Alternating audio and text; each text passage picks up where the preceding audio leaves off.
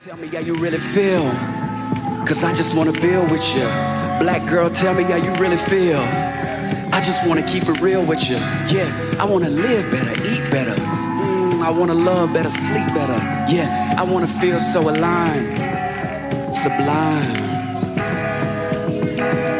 sublime. I wanna live better, eat better. Sublime. One time for elevated rhymes, 2 times for showmanship, 3 times for black hands and land ownership. Revolution I bring to you, wedding ring bling to you. Nixie blues on war tunes, singing to you. I am the rebel without a pause, no applause. Trust me, I am Chuck D, getting mine off. Many fools, they clock watching my moves, and I needed a reappraisal of flavor. Took some time off now. Back Jesus, black fetus, slumbering unborn. Ark of the covenant, curtain untorn. I'm the rose that rose to etches prose in Rosetta Stone. Still yelling it through a megaphone. Always repping, baby, forever home. I ain't the pot calling the kettle black. I am the flame keeping the kettle warm. I'm to blame for the renaissance that's cold. I write and recite it with down feathers on. I love you, and write and recite it with down feathers on. That mean that shit cold. And I'm the coldest. Listen, this the message right here. Black boy, tell me how you really feel, cause I just wanna build with you. Black girl, tell me how you really feel. I wanna keep it real with you. I wanna live better, eat better. I wanna love better, sleep better. Yeah, I wanna feel so aligned. Sublime. Y'all give a round of applause to this band right now.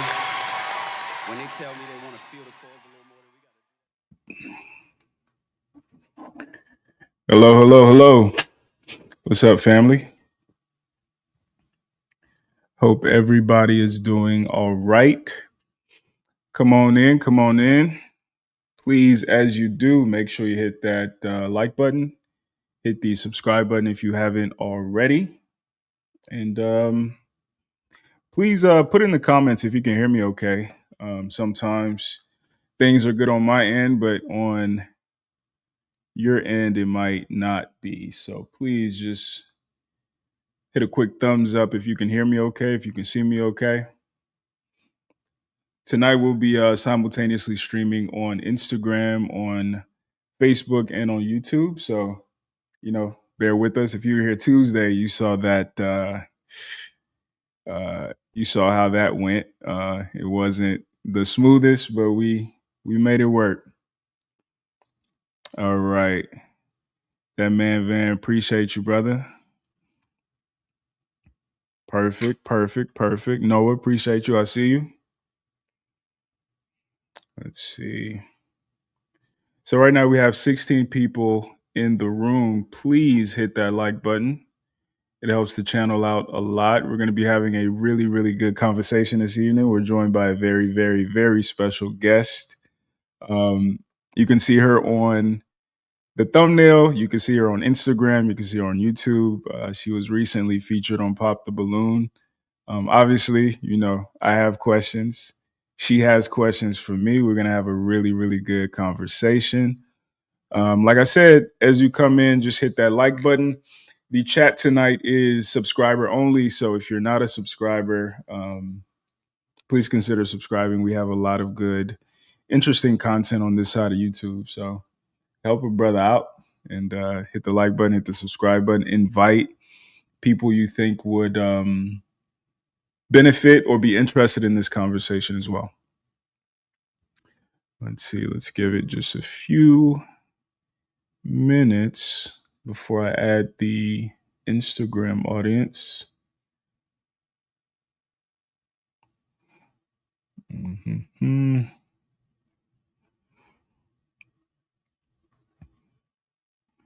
Yeah, I think what we'll do is we'll do like a periodic like commercial break to tell people to like, subscribe. I think once we get going, things will kind of pick up. Okay. All right. Without further ado, we are joined by, like I said, a very special guest. Her name is Tara Chantel. Where is my round of applause? There we go. All right. Without further ado, bringing up to the stage, Miss Tara Chantel. How you doing? Shannon. How What's are you? up, family? I am fantastic. How are you feeling today? I'm doing good. I'm doing good. I've been looking forward to this conversation since we connected on Facebook. I thought there was a lot of really, really good opportunity for us to, for me, like it's important to have more representation of black men and black women actually getting along, even if it's not on a romantic level, like Yes. showing us talking, showing us sharing ideas, showing us engaging in deep thought. I think there needs to be more of that representation as opposed to all the antagonistic us fighting niggas ain't shit, bitches ain't this content that's out there. But yeah, I'm really really excited. I am so grateful for this opportunity. Thank you so much for having me. And also thank you for cultivating such a safe place for black women and black men. I appreciate that. I appreciate that a lot. For those who are not, super familiar with you, talk a little bit about like who you are, what it is that you do, what is your brand, what is your mission, and like what kind of world do you want to see through the work that you do? Oh, such a powerful deep dive to just go right in. Take your time. I am Tara Chantel. I am a self love advocate, a spiritual activist, and I like to awaken towards your highest self. I feel like we are looking for love in all the wrong places when love starts within. And once you like cultivate a relationship with self, everything unfolds naturally. Everything should be easy. Like interactions, relationships, friendships should be ease and flow. Like I don't believe like relationships are hard work. We're supposed to just struggle and thug it out. Absolutely not. If you are connected with yourself and get along with yourself, that's how you get along with other people. So I like to teach self development, self mastery, self respect, self honor. I have written 2 books so far, gonna be on my third. I have produced a short film that's available on Amazon, Royal Purpose, just showing like the dynamic of Black love coming together. And I am a creator, a producer. I love comedy, and that's what I want to bring forth into this universe is laughter. I feel like laughter heals. It's the best medicine. So I'm here for the laugh. I'm here for the love, and I'm here for the vibes, honestly. No, that's excellent. That's excellent. Talk a little bit about like your origin story. So, with you being an author, with you being a comedian, with all these like multi hyphens that you have, like when did it start for you? Was it elementary school? Was it middle school, high school? Like what happened and when did it start?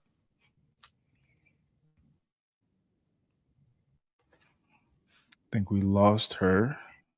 It most likely started in middle school, elementary school. I always been the class clown. I always just spoke my mind and talked a lot. I remember like having to get put in timeout. Like they had to separate me from the class because I talk so much. I love talking and I also love like thought provoking conversations. I remember in college and a couple of my friends, we created a radio show called The New Era, and we would bring so many people on our show and just have intellectual conversations at an early age. Like this was before podcasting even went mainstream. We had our own radio show. So it always was in me, not on me, just to speak my truth. People used to always say I'm loud, and I just knew I never needed a microphone. Like I could Mm. captivate audience without having like the shyness or anxiety just overpowering me. Like I was always true to myself and very authentic to myself. That's fantastic. Like what do you think is the gap that you fill? So like when you look into the world, when you look into our community in particular, when you look at the men, when you look at the women, because that's some of the stuff you talk about. What do you think is missing? What do you think is at the core of our problem, and uh, how are you uniquely positioned to solve it? what I am noticing from both areas, from men and women, it's really the lack of self-love. Like Mm, we're not loving ourselves first and foremost. We're not building a relationship with ourselves. We're not getting to know ourselves. Knowledge of self is the true game changer. Like that's the mm, cheat code game of life. And of course, like if you don't get to know yourself, you're gonna think everybody cheating on you, you're gonna think everybody against you, you're gonna have this victim mentality because you're not able to soothe your nervous system. So most people are operating from a place of fear, not abundance. So I think that's what really is missing, like love for self. absolutely. That's What do you think that looks like? So, like, is there an example of somebody? It could be a celebrity, it could be a movie character, it could be yourself, it could be a parent that embodies what you think self love looks like. I think what that embodiment looks like is someone having boundaries, someone Mm, who doesn't compromise their standards, their morals. They are not afraid to walk away. They are mm, choosing peace over partnership, especially if it's toxic and it's chaotic. They're choosing their peace, they're choosing themselves. And a lot of people will not understand that because a lot of people want you to self sacrifice. So if you mm, don't self sacrifice, they're going to call you selfish. You don't really love me. It's like all a manipulation technique. So when you are solid within yourself, nobody can manipulate you. You're not desperate for love. You're not desperate for company because some people will just use your company as just a form of their entertainment because most people fear being alone. So you're walking out of situations much quickly, much faster. You're not going to, like, you can be able to tell the future before it happens and you can see this does not benefit me. This does not add value to me. You can learn the lesson and move on accordingly. You don't got to be hard-headed no more when you love yourself. mm. That's interesting, especially like as a man. And we'll really get into this, but I just wanted to make this quick point. A lot of manhood, and we've been talking about this for a while on the channel, is defined by being self-sacrificial. It's defined by, you know, I like to put it, how well do you die, right? Mm. So, like, what do you think is the distinction between being a selfless person who is like service oriented, who is who prioritizes the community, who prioritizes doing for others, and also being somebody who prioritizes themselves? What do you think is that distinction? Honestly, you have to listen to your body. Like, Mm, you have to first pour into yourself so then your cup can just overflow. Like when you don't feel guilty for giving things away and not expecting things return, like you're supposed to just give with a free heart and not expecting a person to act a certain way because you gave to them or you want something back from them. Like when you are able to just give without trying to have expectations, I think that's like a healthy balance. But when you are depleting yourself, when you are tired, when you are having this anxiety, that's like your body alerting you like it's okay to say no. It's okay, like I mm, can't make it today. I can't do this today because of course you're going to hurt somebody's feelings, but you should not want to hurt yours more. And if people, of course they're going to call you selfish because they want your energy, but you got to be able to like protect your energy when things are just not in alignment for you. Like you have to ask yourself, how is this going to benefit me in the long haul? Of course you can do things from the graciousness of your heart, but then also don't let people use you. Like you should be useful, but don't ever let anybody use you. mm. Yeah, yeah. I think I agree with you. I think that's the tough thing, like to figure out that difference between being useful and not being used. Because I Mhm. mean, at the end of the day, I think part of the human condition is being useful, right? Like I Yeah. read this study that found that men who retire early die sooner, right? So Mm. a lot of our psychology is in being used, ironically, right? So it's like trying to find that balance between, where does my desire to be necessary end and my fulfillment from being, prioritizing myself begin? Where do you think that is? What do you think that line is? I had this question for you as a man, because honestly, Okay. I think like patriarchy is not harming just women, but it's harming like men as well, like feeling like they have to be this provider and protector for other people when he hasn't even protected himself. Like he hasn't Mm. even provided for himself.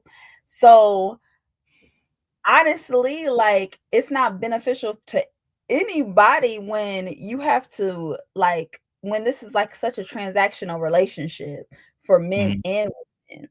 So like the fact that that's like most men's purpose here is to provide for other people. Of course, that's why men have so much resentment right now. They like everybody after my money and they don't even got no money for real. But it's just like, yo, this is harming everybody, like Mhm. this is harming everybody. But that's my question, honestly, for you. I know you asked me that question, but I Yeah. really had like, how do you think like patriarchy is harming men, honestly? Because it's like you got so much pressure, like your wallet is like people tucking it, like Yeah.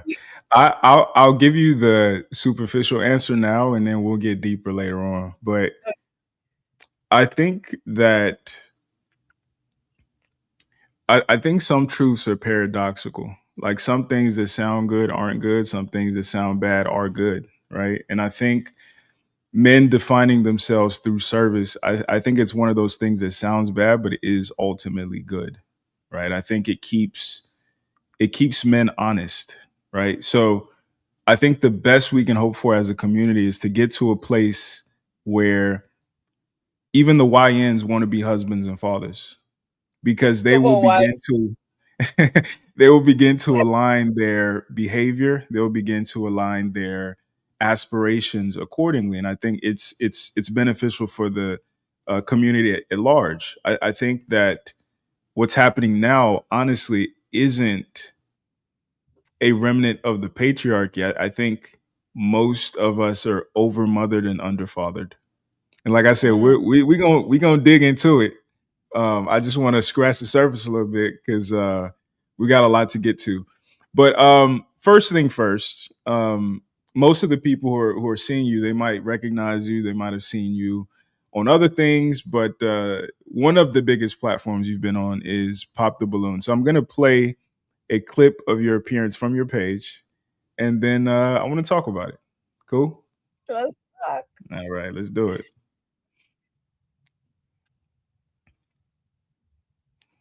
Boom. All right, we're gonna react live. Walked in smiling like an angel, but her clapbacks got everyone on the lineup laughing real hard. I am Tara Chantel. Tara Chantel. Okay, how old are you? I am 30 years young. Okay, nice. And what are some things you look for in a man? I am here for the freedom, the friendship, the fun, and if we can get the funds together, that would be beautiful because we do live in capitalism. All right, okay. Let's go. A lot of people say that they fear God, they love Jesus, but then their life doesn't actually show it. And My life does show it. Okay. Yeah, my life Well, you does said you show do it. yoga. Jesus definitely wasn't doing yoga, bro. Okay. Did you meet Jesus? All right, now is he someone that's your type? He is someone we can go to church together. Definitely. Please let me know where your church home is. Of course. Next. Yeah, in my experience, businesswomen come with masculine energy and masculine traits. Bro, what are you talking about, man? I'm more attracted to like the softness and the femininity in the woman. You don't want me to be out here making money? We live in capitalism.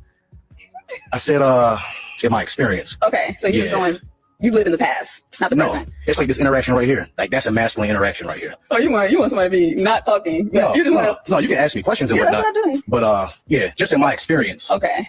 masculine energy comes with businesswomen. Have you ever heard that before? No.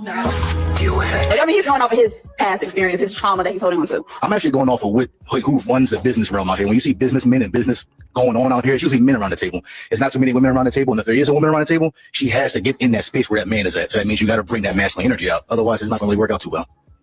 Gotta get this money, honey. Gotta get this money. Now is he someone that's your type? He is someone that I will call to do electric work at my house with. Mhm. Thank you so I'm going much. to charge you a premium too. Then I'll find somebody else. Thank you very much. Go down here. Your name and age. My name is Bobby, and I'm 31 years old. And Bobby, what do you do? I'm a CDL driver, and I do entrepreneurship on the side. And why did you end up popping your balloon? It was just the whole attraction. I'm just not interested in her. Okay. I understand. And is he someone that you're interested in? No, but we can go to the gym together. Seems like you're ready. You fit for it. You got the outfit ready to go. So we can go to the gym, get that workout in. She walked in smiling like an angel, but her clap. All right. Hold on, let me get us back. Hold on. There we go. All right, so talk to me. What led up to your appearance on Pop the Balloon and Find Love? What was your experience? What are we not seeing from this clip? Just give us the entire, like, paint the whole picture for us. Oh my goodness. So, my sister put me onto this show. She's like, I did not know so many people watch this show on a faithfulness. And I was watching, and I was over my sister's house, and I was watching. I'm like, this show is not funny. Like, this is like, people were very serious. They were so shallow. They were just going off of looks. I don't like your shoes. I don't like your pants. This is like, whoa, this is so like third grade to me. So I just like filled out the form, and I just, shot my shots, and that ended up getting booked for it and a callback. We flew out there. I didn't know what to expect, like, at all. So I did not know, like, really men really would like their responses, and people think like this. Y'all, I've been out the dating game for quite a while. So just stepping foot and all eyes on me and cameras on me, it's like, wow, this is like how people really think. And especially if you're not even, let's say you're not even physically attracted to them. I'm not about to roast you just off of your appearance, off of your looks, because I'm not a shallow person. But then a lot of people, like, I was reading like the comments, like, why, saying things I'm not really interested, like, and like these calling me masculine when I'm not even interested in you, when you got booty shorts on. It just like, this is humor to me, like, this is comical. So I really did not know what to expect. Like, I really went in there genuinely with an open heart, an open headspace, like just open-minded. Like, I really didn't go in there like, yeah, I'm about to roast them. But then when they started roasting me, I said, oh, it's on and popping. Let's get it going. So that's really how it went, for real. Got you. So when you walked out initially, you said you're here for the fun, the funds, what were the other two F's? Friends. I'm here for the fun, and I'm here to get this funds because we live in capitalism. Like, let's be real. And they started pop. I said, that's how to get them. All right, so break it down for me. What do those four things represent to you? So friendship is the foundation. And that's what a lot of men started just friend zoning me, because they heard that line. And I'm just like, you have to start as friends with women first before anything else. Like, you think I'm just about to hop right in the bedroom, or we just about to hop right into romance, and I don't even know you, bruh? Like, I don't even know your middle name, what your mama do, where she live at. Like, I gotta vet you. I have to get to know you. I have to feel safe around you. I have to trust you. So when they heard friendship, a lot of men just started putting me in the friend zone, and I'm honestly flattered. Like, I think that as a compliment, because, okay, you see me as a human. Like, you don't just see me as a sexual object, a woman that you can just get in bed with. You see me as someone you have to respect, that you have to come correctly. Like, you have to actually get to know me as a human, so as a person. So I don't take getting friend zone offensive at all, because I see it differently. And then the fun, if we're not having fun, what we doing? Like, I think a lot of dating is so serious. It's like they're trying to check off a list. They have secret motives and secret intentions for one another, and it's missing the key component of fun. I'm a very fun person.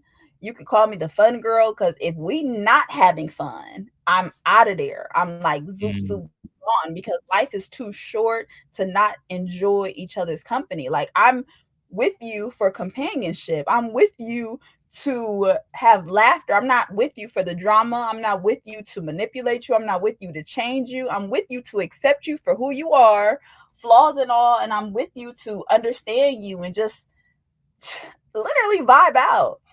And then the funds, okay?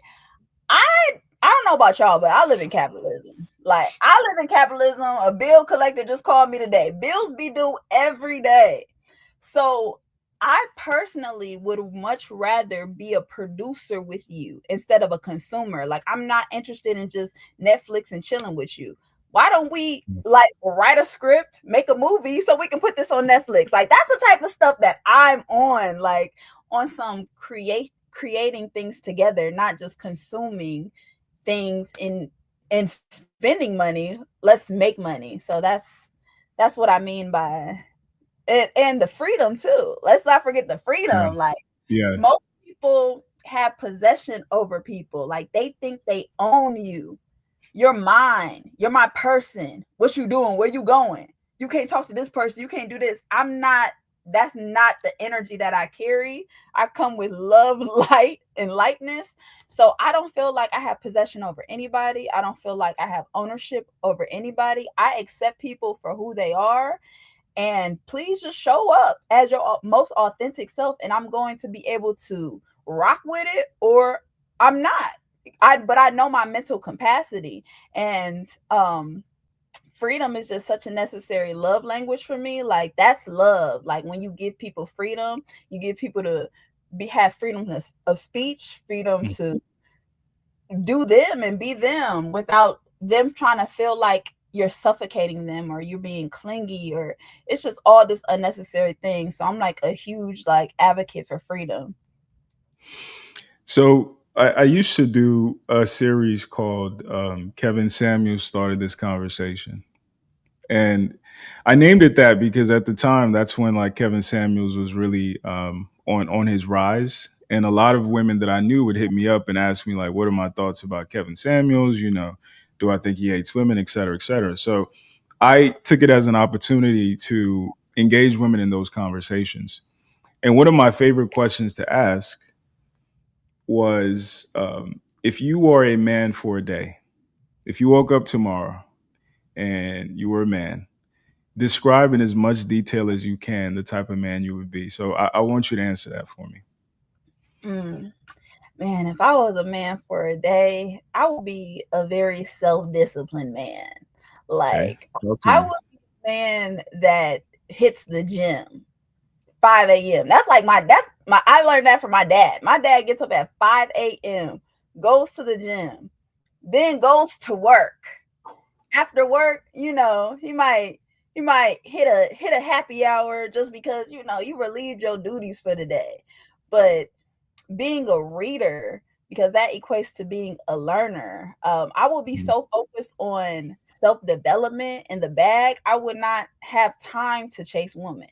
So as a man, I would be alone, like, so I can indulge in my feelings and my emotions and be tapped in spiritually and physically and financially, and truly just getting to the bag. Like, when you get to the bag, it just enhances your aura, it just enhances your mindset. And when you're reading, you know more about yourself. When you're alone, you are more confident and you don't feel like you're missing out on things. But I would just be more so like working and focusing on self-development if I was a man.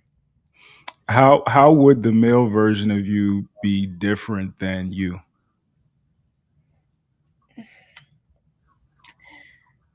I feel like I have masculine energy within inside of me. Like, for real, like, I feel like I'm a real nigga. Like, I feel like I'm a real nigga, but I'm so blessed that I'm a woman though. Like, I'm so blessed. Like, I love that I'm a woman, but I really feel like I was a dude in my past, like, because we both have like masculine and feminine within inside of us both.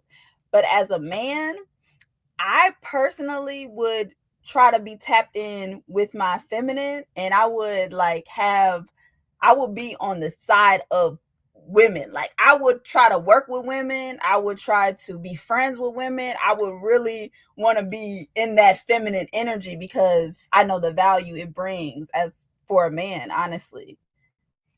Okay, so I want to repeat what you said just to make sure that like we're aligned. So the male version of you Yeah. would be feminine because the female No, version of you is I would be in tap with my feminine energy as a man. I wouldn't like try to like hide it. I wouldn't be afraid to be vulnerable. I wouldn't be afraid to like be soft and gentle as a man, because it gives you strength as well. Like that's yeah. why men want women, is so they can be more in touch with their feminine energy, honestly. Part of what I found when I asked that question, because I've asked it to so many women on camera, and Yeah. I did a separate series called Listen to Black Men where I would interview men. And even in the Kevin Samuel series, I would have women interview men. And I found that whenever a man was asked, what kind of woman would you be? They tend to talk about some of their deficiencies as a man and how, like, as a woman, they would either have permission to, or they would be optimized for helping the man, like, be whole, right? And I found that whenever women said what kind of men they would be, they typically just described a man version of themselves. Why do you think that is? I mean, because all you have your takeaway is yourself. Honestly, but I really feel like we have both of those energies inside of us. We just have to be able to balance it. Like I'm a very logical woman. I'm not in my feelings a lot. I think things through. I don't move off of emotions. So people can think I'm masculine because I'm actually have a brain, boundaries, you know. Yeah. I'm interested in what was like a lot of some women were just so dive deeper. What do you mean that they were just saying they were just Yeah, themselves? they like I had some women say like I'd be a hoe. I had some women talked about like they wanted to know what it was like to pee standing up. Like it went from like basic stuff to like how they would act. Some women thought, like one girl, she said, you know, I would go to the mall and then I would holler at women and I'd get a date for breakfast, for brunch, for lunch, and for dinner. Oh wow. But what it taught me generally was I think men are kind of idealistic when it comes to our understanding of women. I think women, on average, no offense to y'all, but I think you guys have no understanding of men. I think a lot of times when women simply just transfer their ideals as a woman and their thinking and the way of viewing the world as a woman onto a man frame and thinking that that's going to be effective, they're very wrong. And part of what I've been trying to do is try to break down the nuances of a lot of the things that men do and a lot of the ways that we are, from the righteous things to the less than righteous things.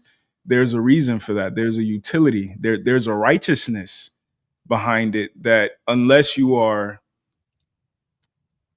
intentional about understanding, it's very easy to dismiss. I agree. I really think that women don't have a clue who men are. And a lot of women have such expectations, like they want compassion.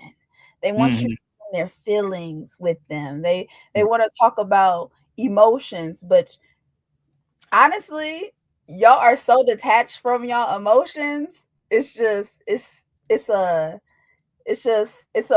friction, and I don't understand. Like that's where it's getting like a lot of confusion for men and women, like because we are disconnected. We have these high expectations for one another, and we're all delusional. Like just like men are delusional with women, and women are delusional with men, because we have secret motives towards one another, and we're honestly just, we want a person exactly like ourselves. And I'll just be like, y'all, look in the mirror. If you want somebody to act like you, talk like you, be like you, think like you, get along with everything you say, and basically be your helpmate and yes man and yes sir, like, look in the mirror. Like, we are different and we have to accept people for who they are. And that's what men and women are not doing, because we want you to do this and that. It's all performative based though. We want you to perform.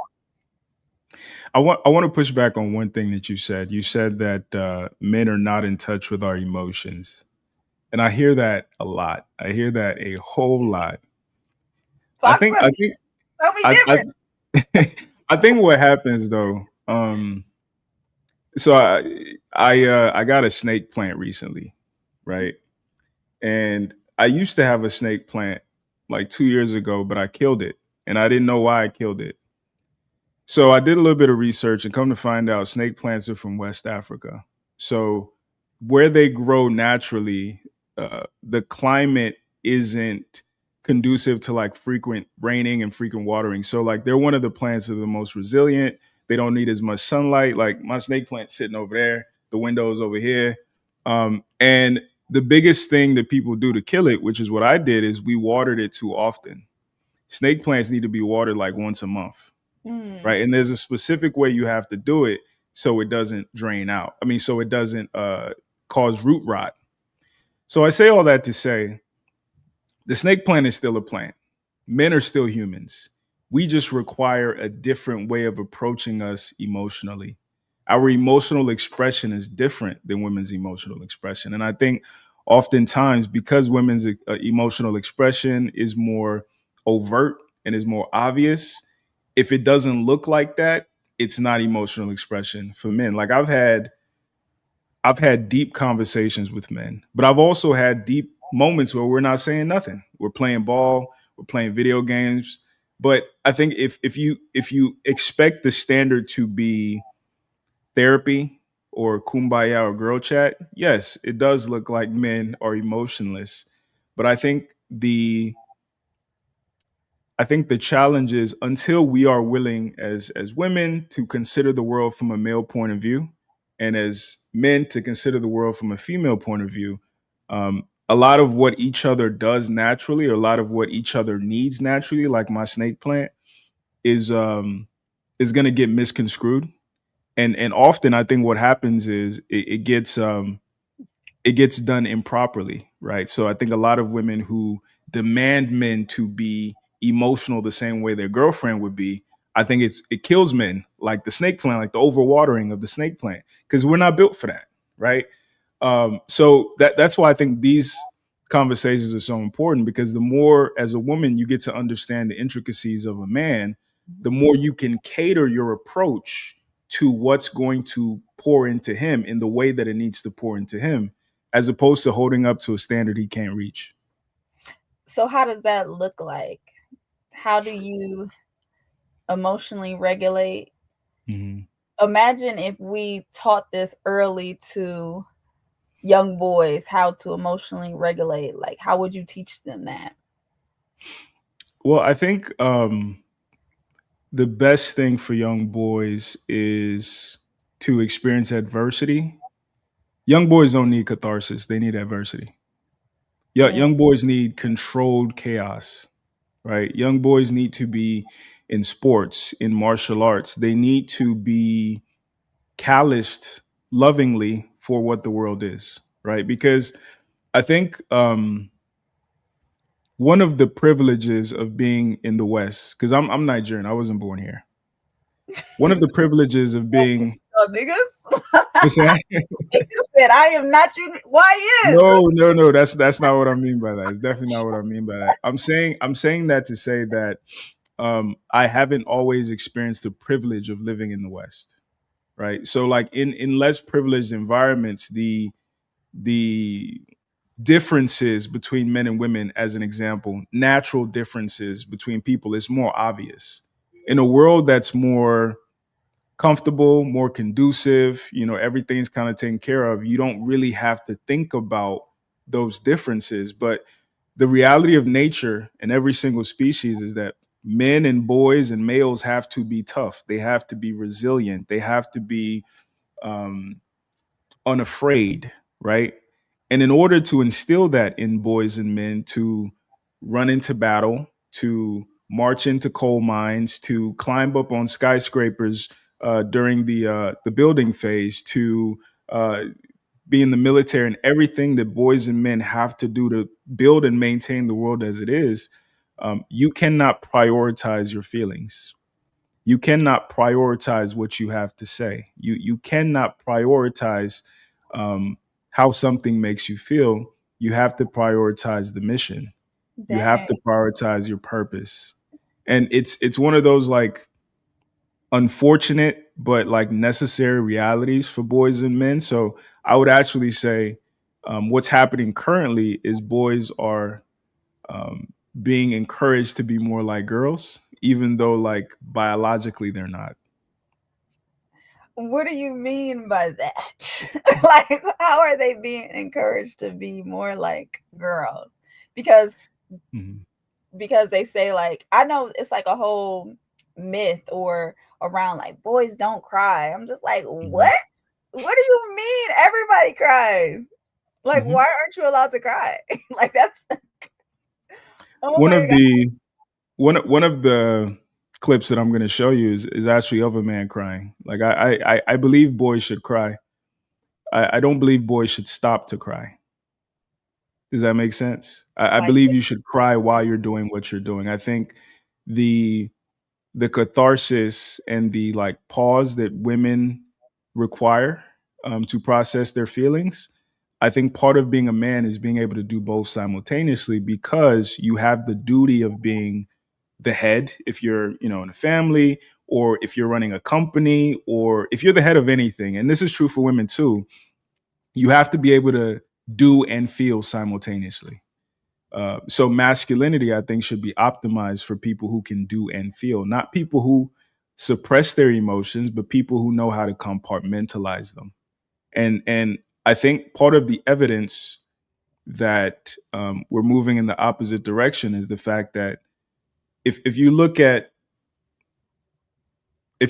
like prison populations, I think they said 90% of men in prison were raised by women. So paradoxically, you would assume that if women have all the authority in laying the foundation, the emotional foundation of who a boy is going to be, they would create more emotionally regulated boys. The unfortunate reality is women actually create emotionally dysregulated boys, because you're superimposing a blueprint on him that doesn't work. And single men have similar outcomes as two-parent households, because what boys need is order and structure, not catharsis. My daughter needs catharsis. When I have a son, he's going to need something different at different levels. And that's like goes off of why so many like men don't know how to treat women in today, because like, where was your example? Like, if your father abandoned you and left you with your mother, now of course like your mother is looking at like the bad guy because she's stuck with you. It's like, and your dad just left, and it's like, where did he go? What happened? And it's all falls on the mother, when it really does take a village. It's because how are you going to learn what manhood is if you don't have that example in the household with you? Yeah. No, that's a fact. That's a fact. And I also don't think it's like limited to single moms of men who left, or deadbeat dads or whatever. Like, we also have to understand, like, 70% of divorces are initiated by women. So some of these women are leaving and taking the kids with them. Like, that's a reality too. And on top of that, a lot of the institutions that are concerned with rearing children are female dominated. Like, women dominate education, so and I've talked to a lot of men, including myself, that they didn't meet a male professor until they got to college. Like, all their teachers were females. So we've been getting a lot of like instruction, whether overt or covert, on how to do a woman impersonation. And I think that that clash or that that dysfunction in our minds, I think, is actually what's creating chaos. Like when people talk about like YNs are feminine boys, right? And it's not to say femininity is a bad thing, but like I think the essence of femininity is chaos. And I think the only people who are really attuned or tasked with managing that chaos is women. Because when you put feminine chaos in a man, you get destruction, right? And it's out of balance. So I think ironically, like as much as we critique men of not being emotional, I think what we're seeing is men who are over emotional and who look like they're not emotional, but I think it's actually in the other direction. Why isn't it more male teachers? Like, why don't more men want to be role models for the youth and the generation? I'll give you two reasons. The first reason, which I think is the most important or the most impactful, I don't think women give yourselves, you don't give yourselves enough credit. Like, I think women innately understand that you guys are the tastemakers. You guys establish what culture is. You guys validate. Like if I wanted to be an artist, if I don't have a female fan base, I'm not gonna make it. Right? Women literally set the tone. I think that extends into the kind and caliber of men that we see as well. Right? As we continue to see more videos and clips and men have real life experiences of women telling them, you have to make X amount of money. You have to have this amount of status.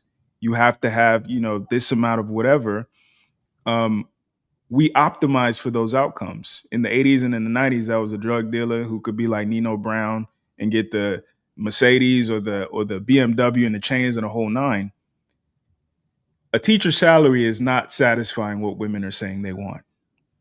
A coach's salary. What women want is about what you want for yourself. We can't do it. That's I know what I'm we want to saying. do it for the ladies. I know. That's But what I'm saying.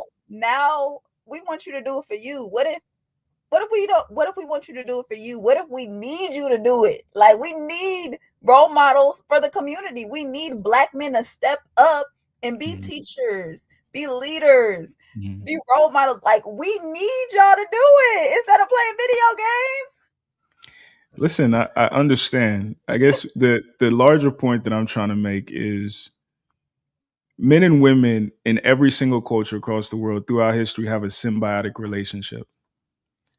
And the role that women play, whether you guys are conscious of it or not, you guys are the you guys are the muse. You guys are the inspiration.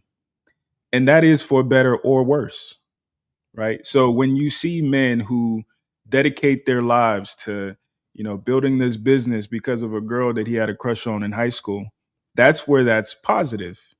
But in our community, as an example, when you see boys who end up in prison, who end up in the ground behind defending an unruly woman or behind, trying to become attractive to the girl in high school, that's part of it as well. We can say, I think a lot of us say, and myself included, you should want it for yourself.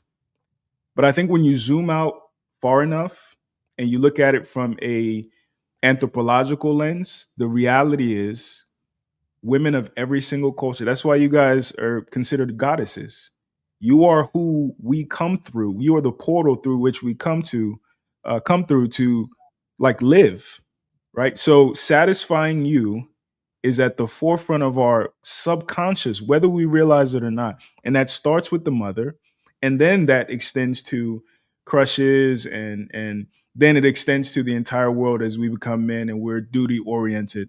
So I say all that to say, I think women have a larger responsibility than they realize in dictating the kind and caliber of men that we see. Because the truth is, whatever, as an example, a couple of years ago, a lot of women were talking about they wanted men with beards. And every nigga I know who could, except me because I can't, grew a beard. And now it's switched. Women are saying they want the goatee to cleanly shave. And I'm like, yes, I can do that. Right. So we can pretend it's not the case, but y'all dictate the direction that we go as far as seeking desire. And it's true for any other animal species as well. Talk to me. Absolutely. I do truly understand the power the divine feminine has. And that's why we have to be so particular, so selective with our womb space, because we really bring life into this dimension.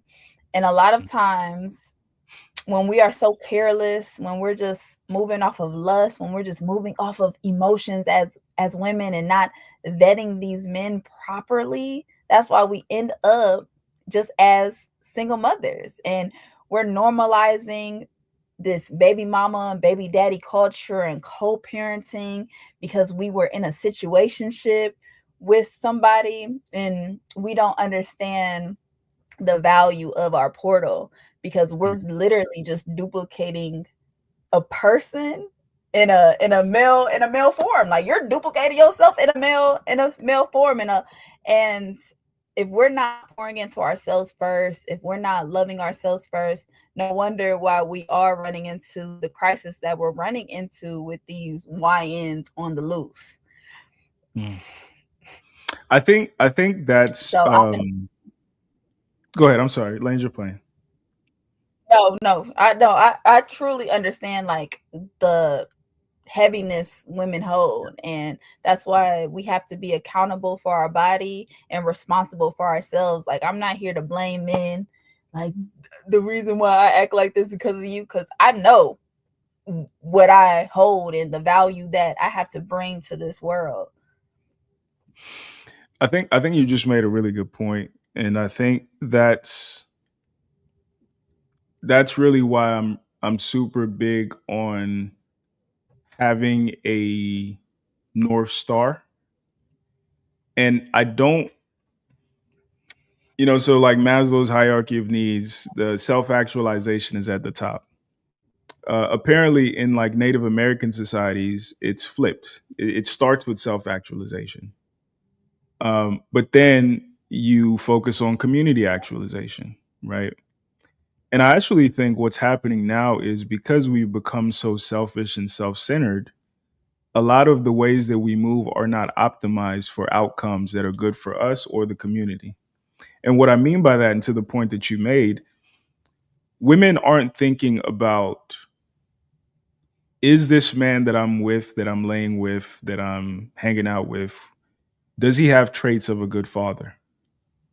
Does he have traits of a good grandfather? Women today are thinking about, is he exciting to me? Does he look good in pictures on Instagram with me?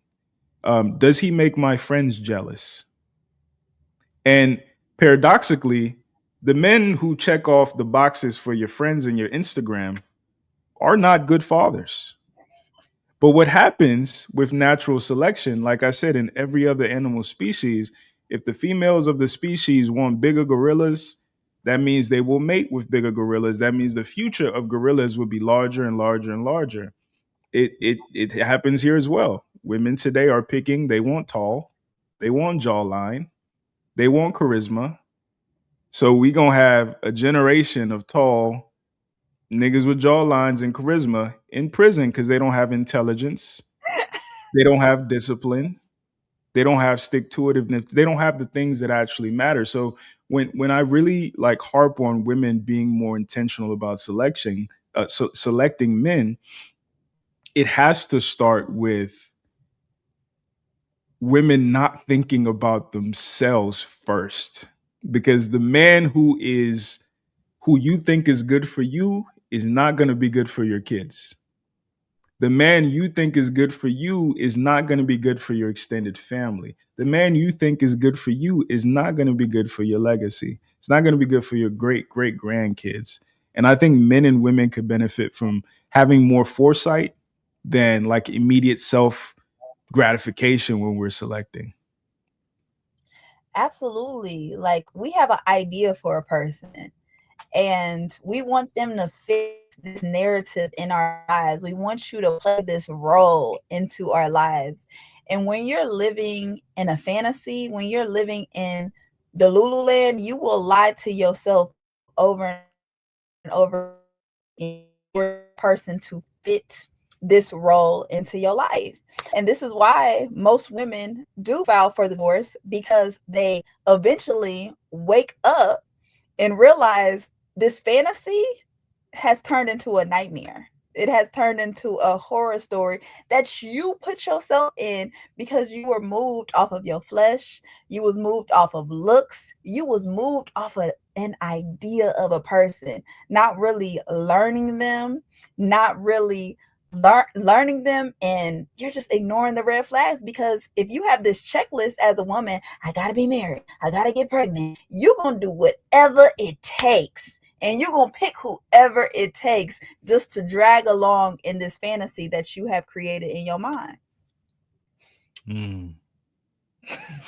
I think the women who do that the most are not actually the ones who want like to be married and to have kids. I think it's flipped. Yeah, I think it's flipped. No, I see a generation of women just idolizing the idea of marriage and don't even know the duty it takes. This is No, I agree with that. I'm talking about the ones who like actually want to be mothers and actually want to be wives. I think most women, to your point, want rings and want pictures of kids, but they don't want to be mothers or wives. Because I feel like the difference is if you want a certain outcome, you first realize that you have to become a certain person.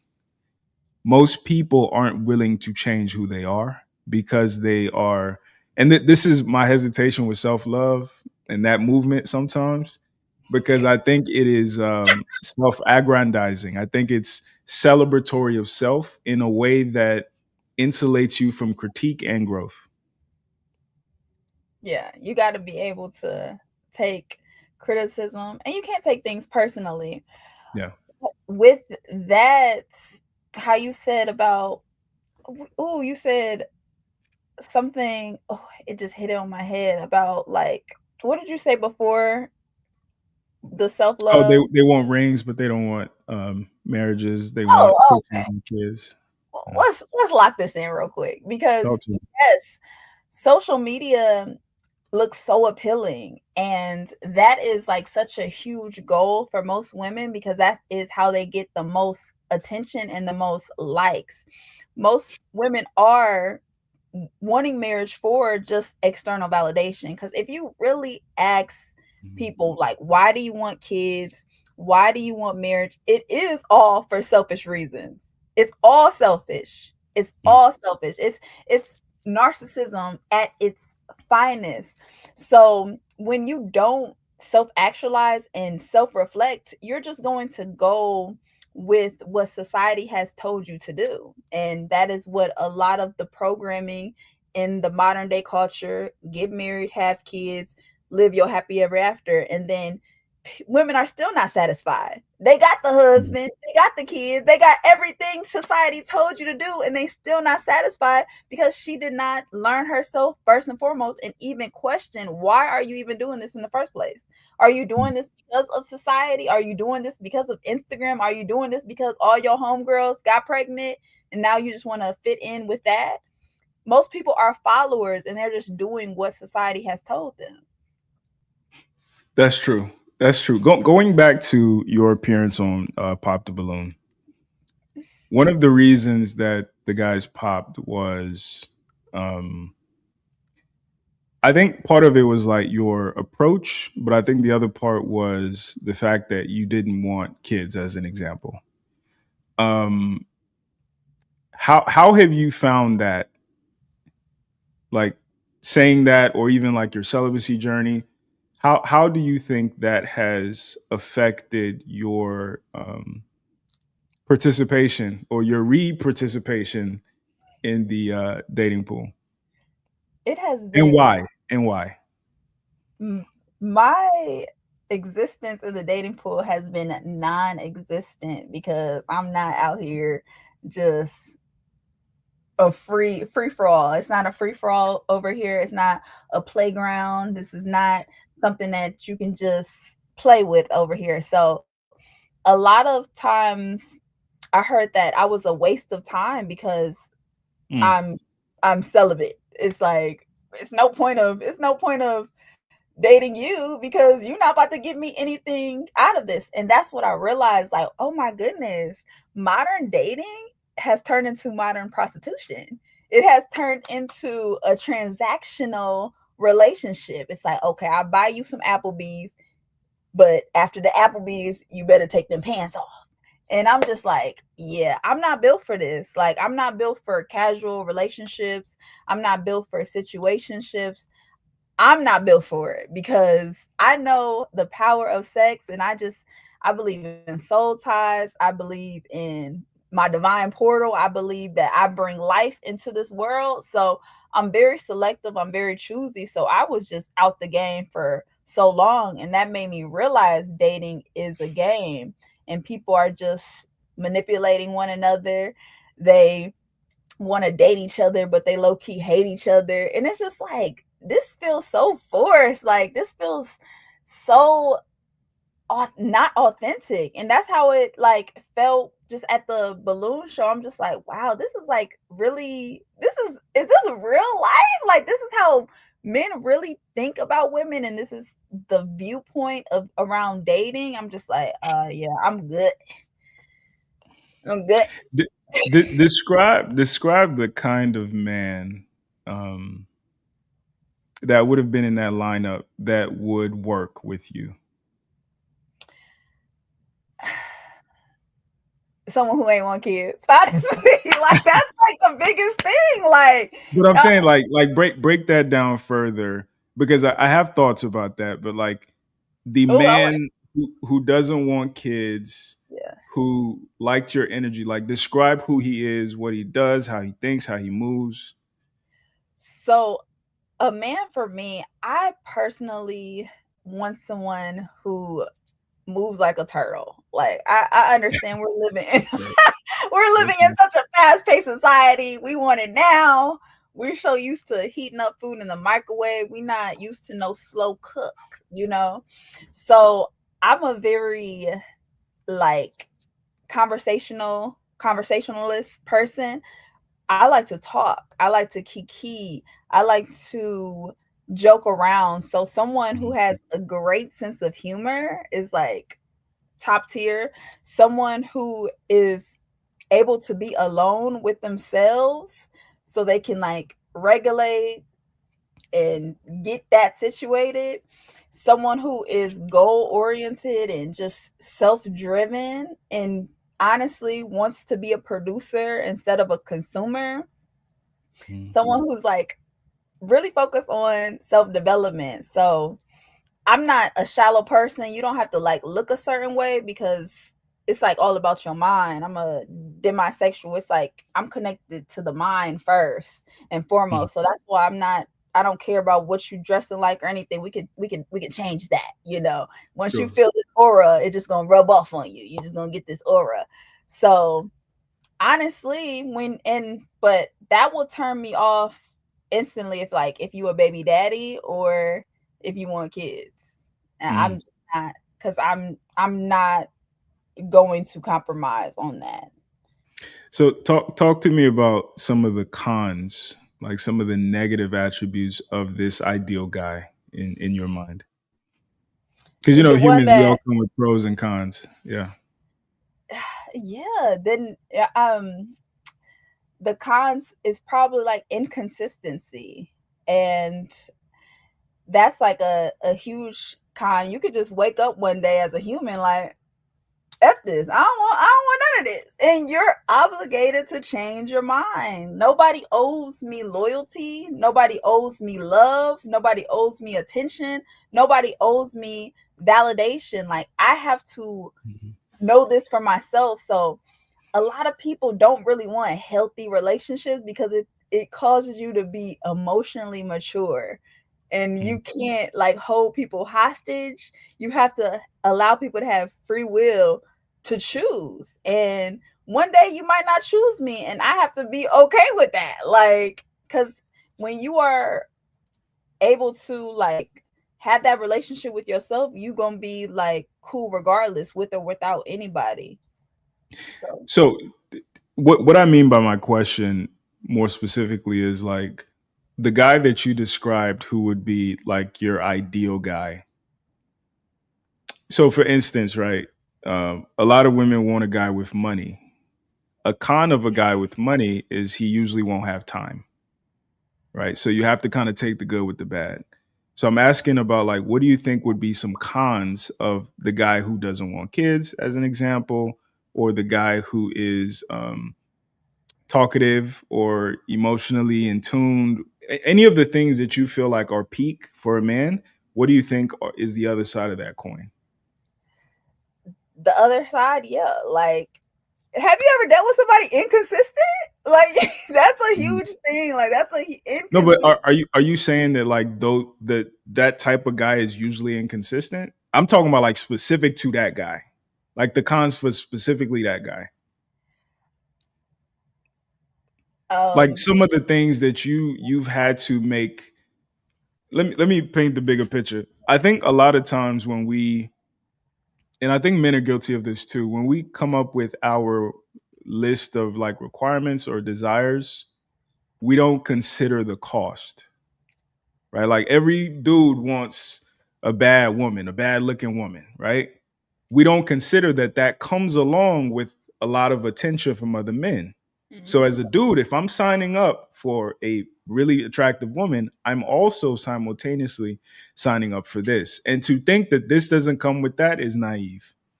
So what I'm asking you is the things that you have prioritized on your list of, ideal man, what are the costs of those things in your opinion? Because inconsistency is across the board. That isn't really specific, but like that type of guy, what do you think are going to be some challenges that you would have to deal with as his woman?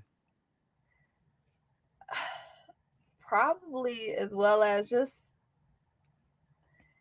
lack of communication as well. Like you have I mean, when you don't have kids or want kids, like you have different responsibilities, and your responsibility is yourself. And you can be as well, we could think like this person is selfish because they're choosing themselves and they are pouring more time into themselves. So like you have to deal with that as well. But honestly, yeah, like those, I mean, I feel like it's just cons with anybody. Like you're gonna deal with just a person, just being a person, and you have to just accept them for who they are. And if they don't want to choose you on this day or choose you anymore, you have to be able to deal with that. But and also you can deal with someone who's like non-monogamous, like who don't believe in monogamy. Like, are you okay with that? Because people have free will to do whatever they want to do. Absolutely. I mean, that's a question that, I sit with often for myself. Like when I think about the things I want as well, I think maturing for me has been considering or defaulting to consider what's the cost, right? So like I can afford an expensive car, but I know it comes with a high insurance payment.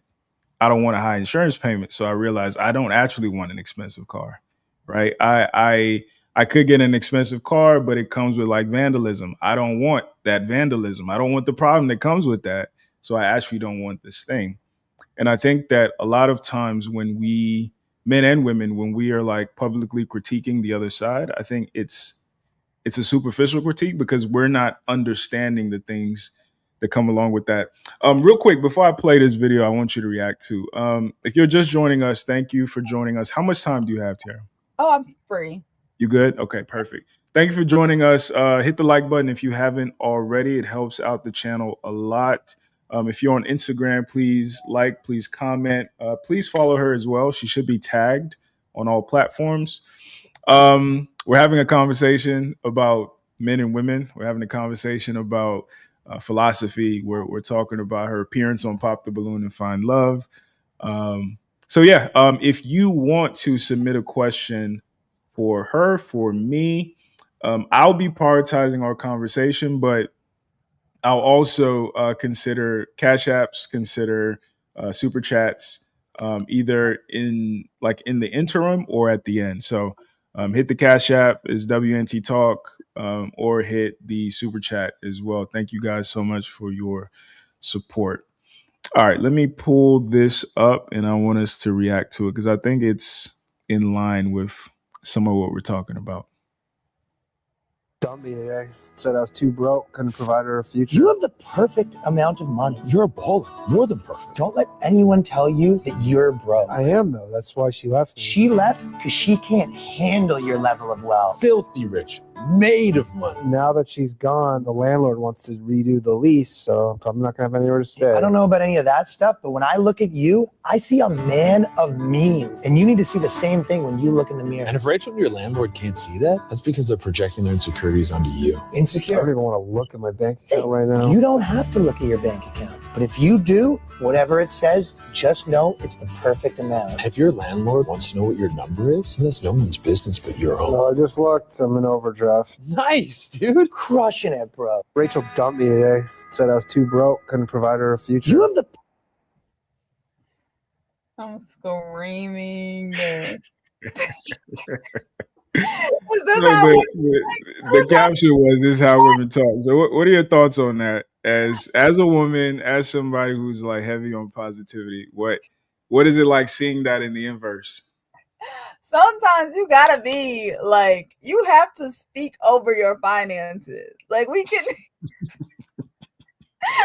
like, because the power of the tongue is so real. Rachel dumped me today. Imagine if you are like just so depressed, you should be around somebody who's going to uplift you like that. Like feed into this delusion that I'm going to have this abundance coming my way. I need that. But you also have to be grounded in reality. Like, don't have your bank overdraft, go to work. Like, okay, we can be sad for 5 minutes, but after 5 minutes, we have to get to it. Like, I love when you said you can cry, but you also have to do as well. Like, that's what we have to, we all got to do that. Like, you nowadays, you can't even grieve. You can't have depression. You can't even be sick because bills is due. We live in capitalism. I know people hate it. It's like, oh my God, but you can't even grieve properly. Don't let somebody die close to you. You still got to go to work Monday. So one of the analogies that I've used that I really like, I've likened women to water, and men are like, if a woman is a river, a man is a riverbed, right? So the reason that's so important for children is because they need the comfort of water, but they also need the structure of the riverbed. And I think that the riverbed guides the river. Without the riverbed, the water just flows every goddamn where. But also the river can widen the riverbed, right? So it's a symbiotic relationship. So masculine energy, feminine energy work together hand in hand. I think what's happening today is too much river and not enough riverbed. Mm. And I think that example is what that looks like, and what that low key has become for men as well. We've overindulged as a society because we've become so feminized. We've overindulged in positive affirmation. We've overindulged in speaking into your finances. We've overindulged. And I think Atlanta is such a great example because it's the city of fake it till you make it. It's a city of I don't look like what I've been through. It's a city of I have to start living a life that I can't afford yet. Mm-hmm. And unfortunately, I think that's what's keeping our community behind more specifically, but also it's an indication of how feminine energy out of control is a problem, because the reality is the doers and the people who are manifestors are not the same people. And we think that they are, or that they're supposed to be, but like the people who are thinking about problems and strategic solutions, And the people who are waiting on God's intervention or speaking things into existence at scale, I'm not saying like somebody we might both know isn't like that, but at scale, those are two separate people. And I think that's where like masculine energy comes in and says, no, this is what needs to happen. No, this is the problem. No, this is what the barrier is, and this is what it's going to take for us to overcome that barrier. And then I think the feminine energy comes in and says, okay, and this is how we should feel while we're doing it. Right now, all we have is this is how we should feel while we're doing it, but there is no what we're doing. There is no when we're doing it. It's just like water again, just flowing everywhere, and it's positive, it's affirmative, but it does nothing and it goes nowhere. Everybody in their feelings. And this is because people are so infatuated with romance. Romance is strictly about feelings. And when you're just, that's your only goal in life is to find a significant other and to find a boyfriend, find a girlfriend, find a husband, find a wife, you are operating solely in your feelings. So I've got a comment from my brother Condemn Ya. Appreciate you, brother. Thank you so much. He says, salute, sir. Late fee. She's on that manifestation mindset. Come on, sweetheart. Would you kindly manifest a bag of money for me? While you do that, I'm going to go to work. Period. Get in the field. So I want to kind of like elaborate on that because, you know, we talked about your appearance on Pop the Balloon. And one of the things that I think a brother mentioned was the fact that you were like a manifesty type of person, being a reason why he kind of shied away. How do you understand that? Like, how did you process that then? How do you process it now? Someone that manifests. I think I'm so logical because I go to work. Like, I realize like it's not a free for all. I can't just lay in the grass all day just hoping and wishing it comes to me. Faith without works is dead. So you have to plant your seed, you have to water your garden, but you also just have to believe in yourself. And I believe in myself before other people believe in me. So that may be where it can be like a manifestation because I always see my life going this pathway. I always see my life being the way it's going towards. So everybody doesn't have the vision that you have. Everybody doesn't have the foresight, but you have to trust yourself, but you also have to do things in the meantime before the dream actually actualize. Like, make sure your finances in line, make sure that you have multiple streams coming in. Like, you can't be like so delusional because I never been without a job. I never been overdraft in my account. So I don't live in a fantasy, and I don't think a man is supposed to come save me. And that's probably where it came from. Like, with that energy, I'm not looking for a savior. I'm not looking for a captain save me because I have to save me. That's my responsibility for me. I'm not a damsel in distress. I'm not stressing. Like, it ain't nothing stressing me out because I know that I have to have money in my account. Like, I know how life is, what the realistic, the way you have to move in this life. It's a game, and I know how to play it accordingly. So there was a recent thing that happened. I don't know if you've seen this right here. I can't remember her name off the top of my head, but she was on a talk show, and she was complaining about how she's not necessarily having success in dating. And I think this is actually a good example of the delusion I think a lot of brothers are talking about. So let me play it for you real quick, and I'm really interested to hear your thoughts. If you can't be with my peace, you can be with the door. Yeah. Oh, You're in your masculine area. Well, why don't you get in yours? I'm sick of men telling me, oh, well, you know, you hardcore. Yes, I am. Can you handle it? Oh, well, what you bringing to the table? I am the table. Let's get into this discussion a little more. Thoughts, feelings, concerns. I actually saw that clip and I was really gonna repost that because I felt that energy. Okay. I'm glad you played that. That's hilarious because, like, I was on that clock it. I feel you, girl. I feel you. Because, like, people call me, think like I'm masculine because they see someone with logic, they see someone with standards, they just see a woman that has no tolerance for BS, and that is okay of being alone. And that can be threatening, you know, like, oh, she don't need me. But what if I want you? You should be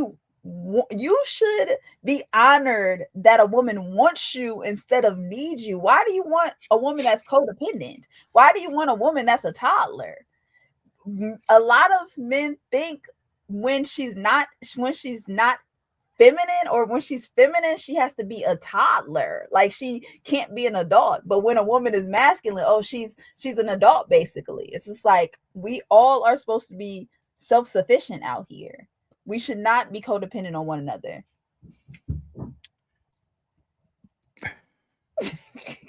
I think we should be interdependent. Are you familiar with the term the female gaze? Go deeper on that. So a lot of guys, and you kind of brought this up, a lot of guys like go to the gym and get really big and bulky, and they think it's going to get them a bunch of women, right? And then they realize that the guys who actually get women are not big and bulky. And then they realize that the men that women find attractive and the men that men find attractive are different, right? And it works the other way around too. Like the women that women find attractive and the women that men find attractive, it's typically different.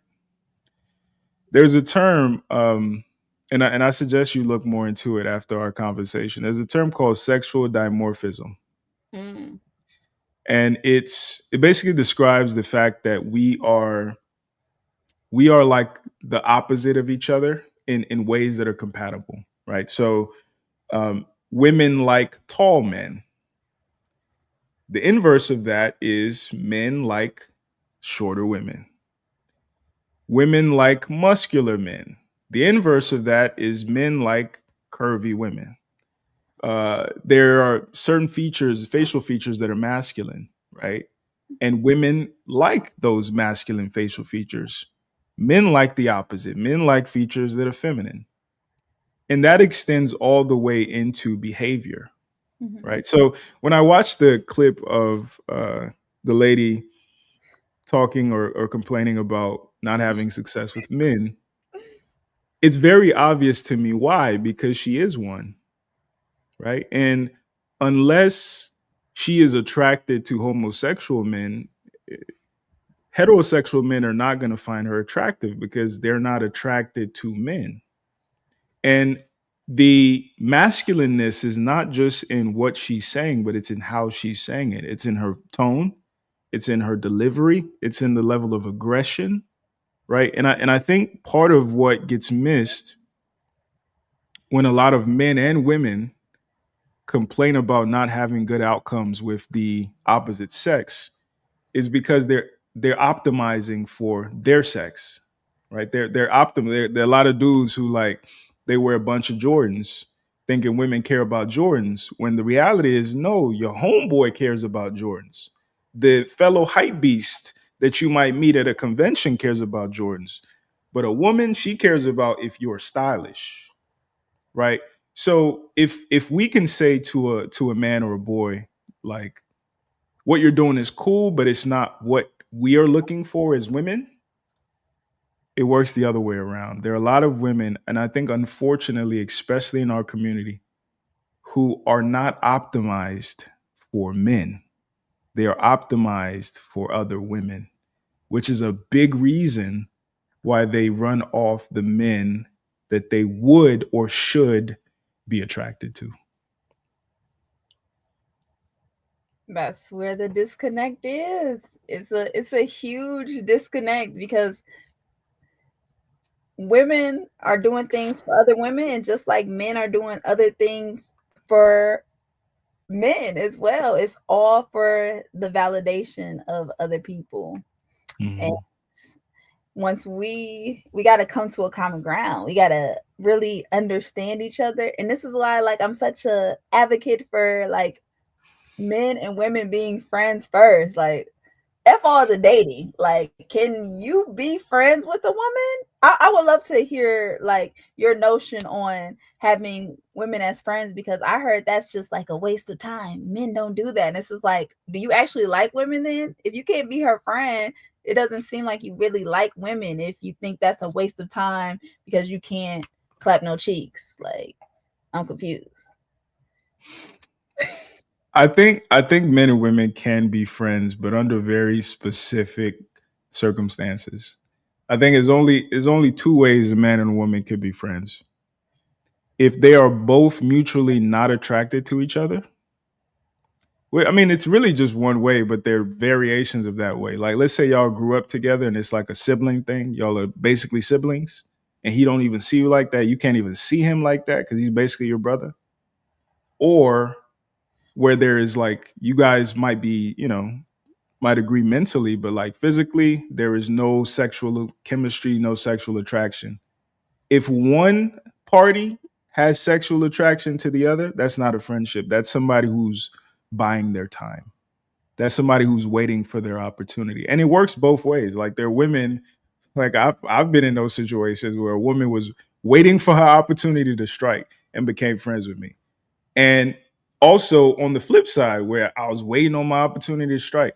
So I think we have to be honest about the reality of men and women. And the reality is we are not optimized for each other platonically. We're optimized for each other in a companion way. I think we're optimized for each other for the purpose of like organization and, that symbiotic male-female relationship. But as far as like men and women being comrades, based on how male relationships operate and how female relationships operate, it's incompatible. Why? Like, why do you think? Because men. Go ahead. I'm sorry. No. Yeah, you go. Because I'm just like, how is it incompatible when y'all want to marry each other? Like, I'm confused. If y'all, no, I'm not saying that you can't also be a friend to somebody that you're romantic with. Yeah. I'm saying that like friendship outside of that, it can only work. Like I said, you grew up together, or there's absolutely no mutual attraction. So for all intents and purposes, he looks at you as a homeboy. You look at him like a homegirl. If it's not that, then it's not a friendship. And the reason why I think it can't happen is because the way that male friendships happen, I think men optimize for like building a squadron or building a team, right? Men are like, okay, I can dribble real good. I need a nigga who can shoot. All right, Steve, you can shoot. You my guy. Or I'm good at this. I need somebody who's good at that. Women, on the other hand, they optimize for community and emotional safety. So again, it's like, a soccer team and a ski team being on the same team. Like it's a clash. We're playing two different sports. And honestly, I think there's somebody who did a video about this. I thought it was interesting. She said that she thinks part of the gender dysfunction of the gender war is the fact that this is the first time in history where we've spent so much time together. We're not supposed to spend this much time together as men and women. We're not supposed to know each other this well. We're not supposed to be everything to each other. Back in the day, you had your friends, you had your homegirls, and you had your husband. But now the expectation is that your husband is your homegirl Your husband is your confidant. Your husband is everything. And she was saying she thinks part of the reason why things are falling apart is we're putting too much weight that used to be disseminated to the community on one person, and that weight crumbles people. And I think that's what's happening as well.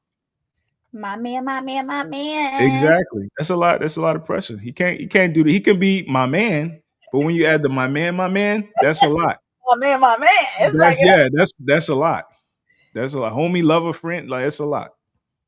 so I hear, that it's a male loneliness epidemic going on.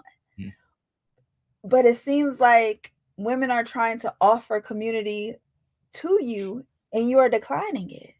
You don't want to be a part of the women's community. Why is that? But y'all complaining about being lonely. What's going on here, fellas? So I'm gonna give you an unpopular truth. Okay, please. There's not a male loneliness epidemic. There's a loneliness epidemic.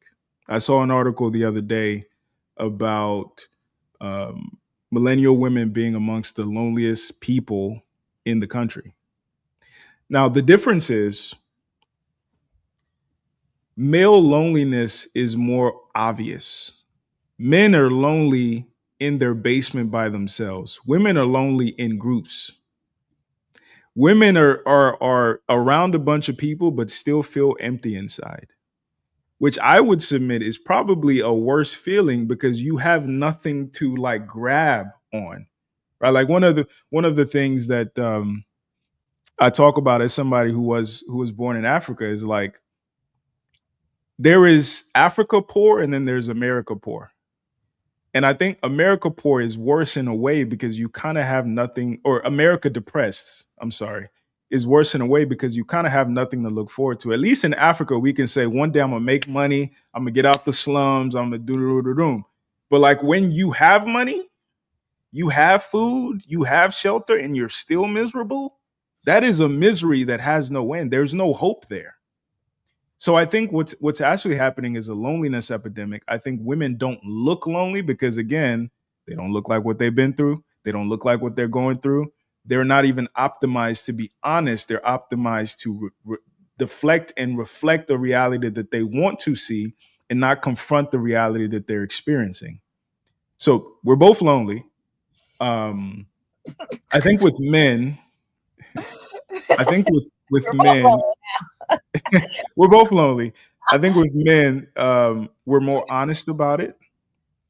And I think that we also don't idealize camaraderie for the sake of camaraderie. Like I saw something that said like men need a reason to get together. Like we got to be playing pickup basketball. We got to be putting a business together. Like we don't just get together to get together like women do. And, you could make an argument that we could be better about that. But I think that if we consider that fact, we can also be more critical about women assuming that we have this monopoly on loneliness. Because I've seen a ton of videos on TikTok of women crying in their cars, crying, with their friends, crying by themselves, talking about how lonely they are, how cold they get at night, how they feel a sense of purposelessness. And this is true across the board. So we have to kind of tell the truth. Absolutely. Absolutely. People are fighting internal battles. People are really not content with their life. They are so used to comparing themselves and thinking it's something better out there. If I find this person, if I do this, it's just like, you got to be grateful for your life right now and where you're at this moment. We're missing gratitude. And that's where a lot of people are lacking. And that's why they are trying to fill voids with relationships, with going to brunch, drinking, partying, sex. It's like you have a void and you feel empty. Even when you're around people, that means you are disconnected with yourself. But I think that only happens because that sounds good, but I think it only happens when you have a North Star. And I think that self-serving is not is not an inspirational North Star. Because the truth is, like, yourself today and yourself 10 years ago are two different selves. Yourself 10 years from now is gonna be a completely different person. So I think aligning yourself based on what serves you is a mistake.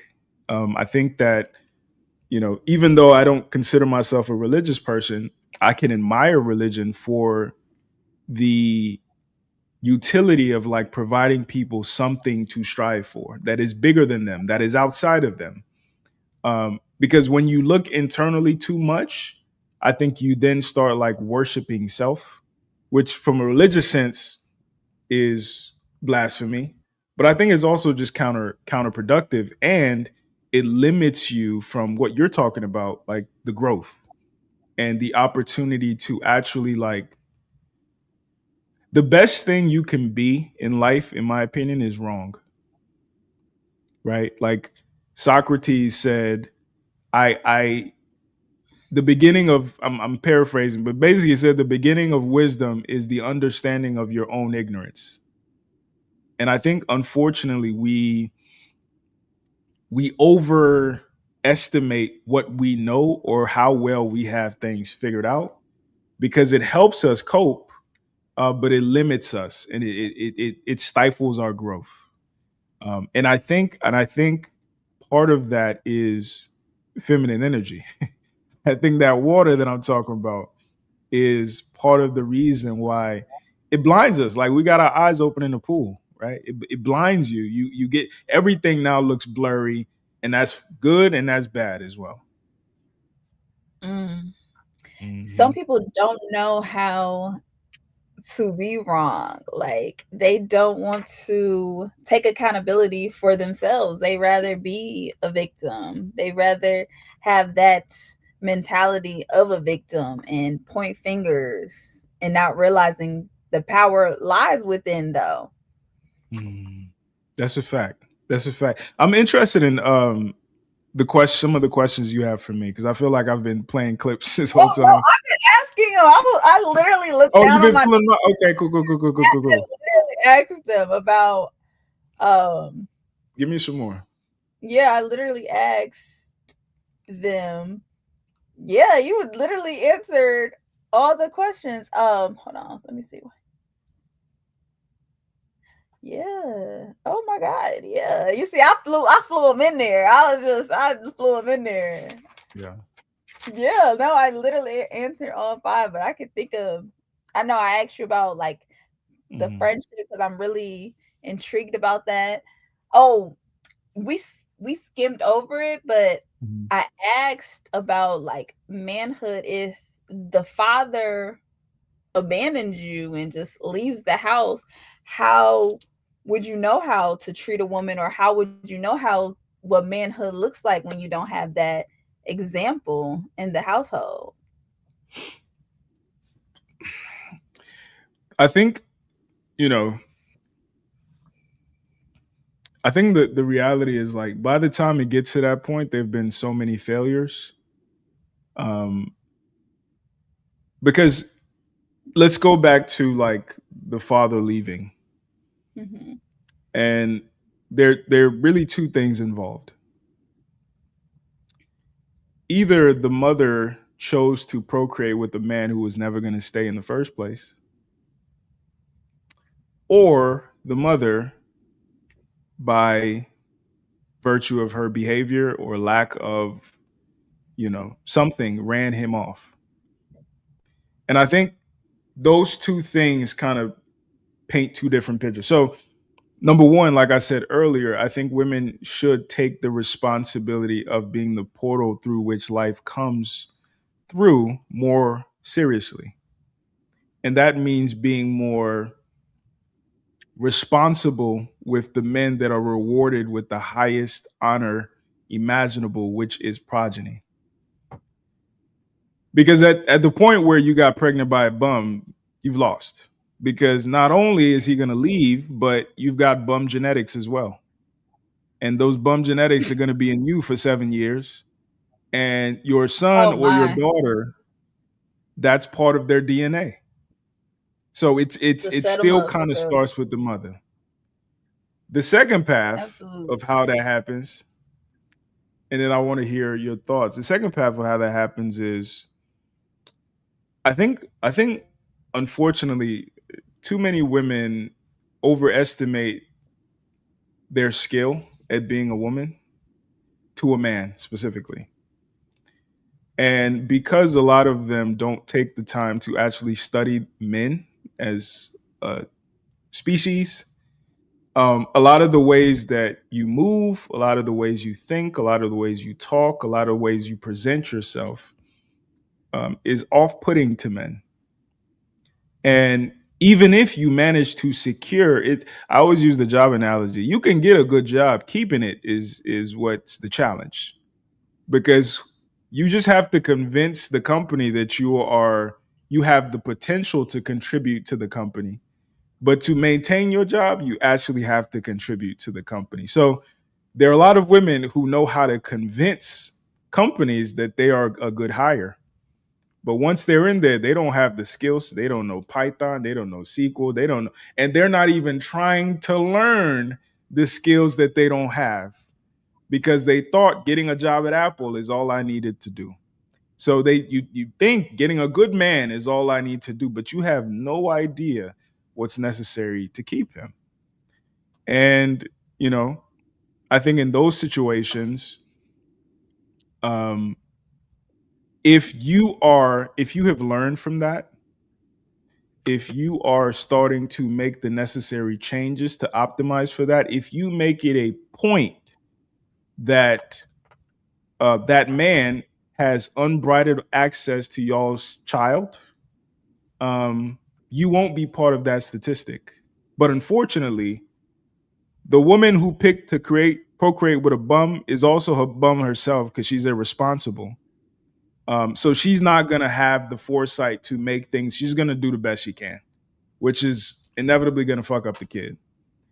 And then the woman who got a job that she wasn't qualified for is also just going to do the best she can.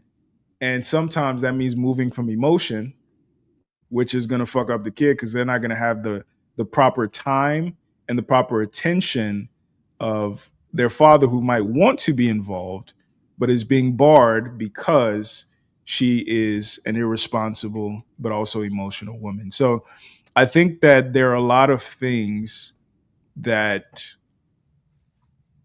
when we say women are goddesses, I think y'all aren't taking that responsibility seriously enough. And I think the outcomes we're seeing with children is a big indication of that. Man, absolutely. Because the deadbeats out here, I'm like, how did y'all let him convince you to get in between your divinity, them thighs? And I'm like, these dudes got to be one hell of a salesman, especially when you already got 5 baby mamas, and to convince her to be the 6th one. I'm like, this is really, it's really fascinating for me, just like seeing how women fall for the okie doke, fall for the trap, and just fall for an illusion. But that's the thing. I don't think that's what's happening. What's happening? Like, I think a lot of women say, and they talk about how, he's like, Risa Tisa is a good example. She had did a series, 59-part series about some bullshit. But like, you watch the series and you're like, you believe that? And then you believe that? Like, if you can get scammed by a man who reads at a 2nd grade level, you are an idiot. 3rd grade, literally. You're and that's it. And it sounds funny, but like, we don't call enough women idiots. And we talk about like female intuition. It's a myth. Oftentimes, men and women, this isn't just unique to women, but like men and women, we operate on confirmation bias. We have things we want to believe. We have a movie we want to watch, and we will overlay that on reality. Right? So he might be handsome, and because he's handsome, we impose the halo effect. So he must be smart. So everything he does is confirmation that he is smart. And you hear people like people who even defend people like Kanye West. When he'll say some dumb shit and they'll be like, well, what he meant was, when you think about the triple entendre of this and this and that, it actually makes sense. That's what women and men do. There are a lot of men who marry terrible women, but because of the halo effect, because of that confirmation bias, they get quote unquote tricked. But when you really peel back the layers and look at it, nobody tricked you. He can't read, let alone lie. You wanted to believe the bullshit. And I think because we're not calling that out enough, we continue to perpetuate this myth that Black men in particular, I don't care about what white men got going on, but Black men in particular are these narcissistic, swindling, psychopathic liars. And none of those three things are supported by any evidence or data. Narcissists are a minority of the population. And if you paid attention to a point you made earlier, if you simply paid attention, okay, he told me he wants to be an accountant. I believed him. We've been dating for 2 months. What does he do most of his day? He plays Call of Duty. That's incongruent, right? But again, there's a saying: men fall in love with what we see. That's why women wear makeup, and women fall in love with what they hear, and that's why Men lie. Men men lie. lie. There we go. That's why men lie. So again, for the men, it's like we want to believe the bullshit, so we'll look past the fact that no, that's a BBL, that's surgery, that's a fake face. And women also want to believe the bullshit. We all want to believe the bullshit. So instead of being these like perfect victims, we are participating in our dysfunction. That's the reality. We are a willing participant. Willing participant. A willing participant to our own self-destruction, our own self-harm. And women will lie to themselves just for a fantasy. Like, you cannot just give it up for a fantasy, man. And it's like Disney, it's the music, it's the media that gets you so wrapped up into this reality, and you're not even living in the present moment. So this is why we give people the benefit of the doubt. We will talk ourselves out of not leaving so we can just stay and just thug it out and be the ride or die. Like, you have to go through tough times with the person. Relationships are hard work and you got to just thug it out. But you can't give people the benefit of the doubt. Like, you got to see people for who they are and take it or leave it. And a lot of times people are honestly just committing their own self-destruction because of this. It's really a delusion. Like it, and I understand when you just so like brainwashed and you want to hope for the best, and you are living in a constant state of this movie. Like, you want people to play a role in your movie so they can like satisfy you. It's all ego. So no wonder why we're living in a narcissist society. And like when you said about like, you don't know about the self-love, no, it's really just everyone's a narcissist. Everyone is so vain and in vanity. It's like that's all people care about is shallow things. It's like, what are you going to do for me? What am I getting out of this? It's all narcissism. This is why people have kids, and this is why people want to get married. It's narcissistic reasons. So speaking of like self-destruction and speaking of like narcissism, what do you think is behind the antenatal movement? People not wanting to have kids. What do you think, as somebody who is a part of that movement, how would you explain it to me? Because I'm on the other side.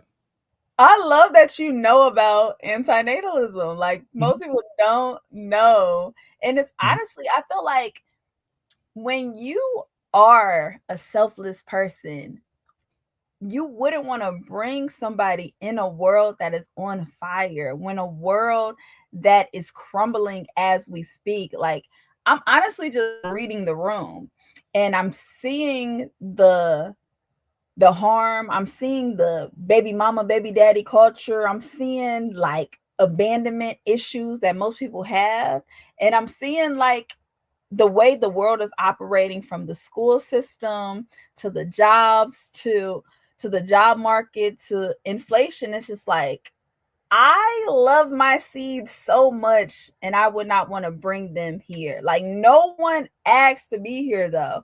We're just willingly like bringing people in here just for our own satisfaction, just for our own legacy, just for them to give us meaning, hope, and purpose, because we're depriving ourselves from that own existence and we're wanting a newborn baby. Like, you're adding so much pressure on this infant to be your therapist, to be your purpose, to make you happy.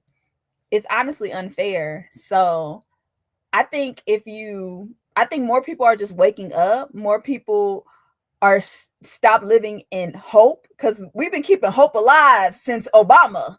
Gotta keep the hope. It's just like, and we gotta see what it is in this world. And the world is, this is not a safe place. And we always telling our brothers and our sisters, be safe, because anything can happen. It's just like, when you're in a constant state of fear, I'm not a fearful person, but everybody don't have my strong mentality. So I know I can maybe bring someone in this universe that's not mentally strong, that might want to just, clock out, check out, because they did not ask to be here though. A lot of people are realizing, like, I didn't ask to be here, so I'm not gonna just like willingly bring somebody in here that didn't ask to be here. Before I ask my questions, I'm curious, like, what do you think are some potential flaws in the antenatal movement? Like, what do you think are potential flaws in the argument? I think people think like, oh my God, the world is going to end if we don't have humans, and who's going to keep capitalism alive if we don't have any workers to work at Amazon? So they think like the world will end if most people get to this conscious level. But trust me, everybody's still going to be bumping and grinding to R. Kelly. It's like, people are still squirrels chasing after a nut. Most humans are still in their animalistic nature. So y'all have nothing to worry about. Okay. We are overpopulated and we're going to continue to keep populating, because most people are not going to rise above their animalistic nature.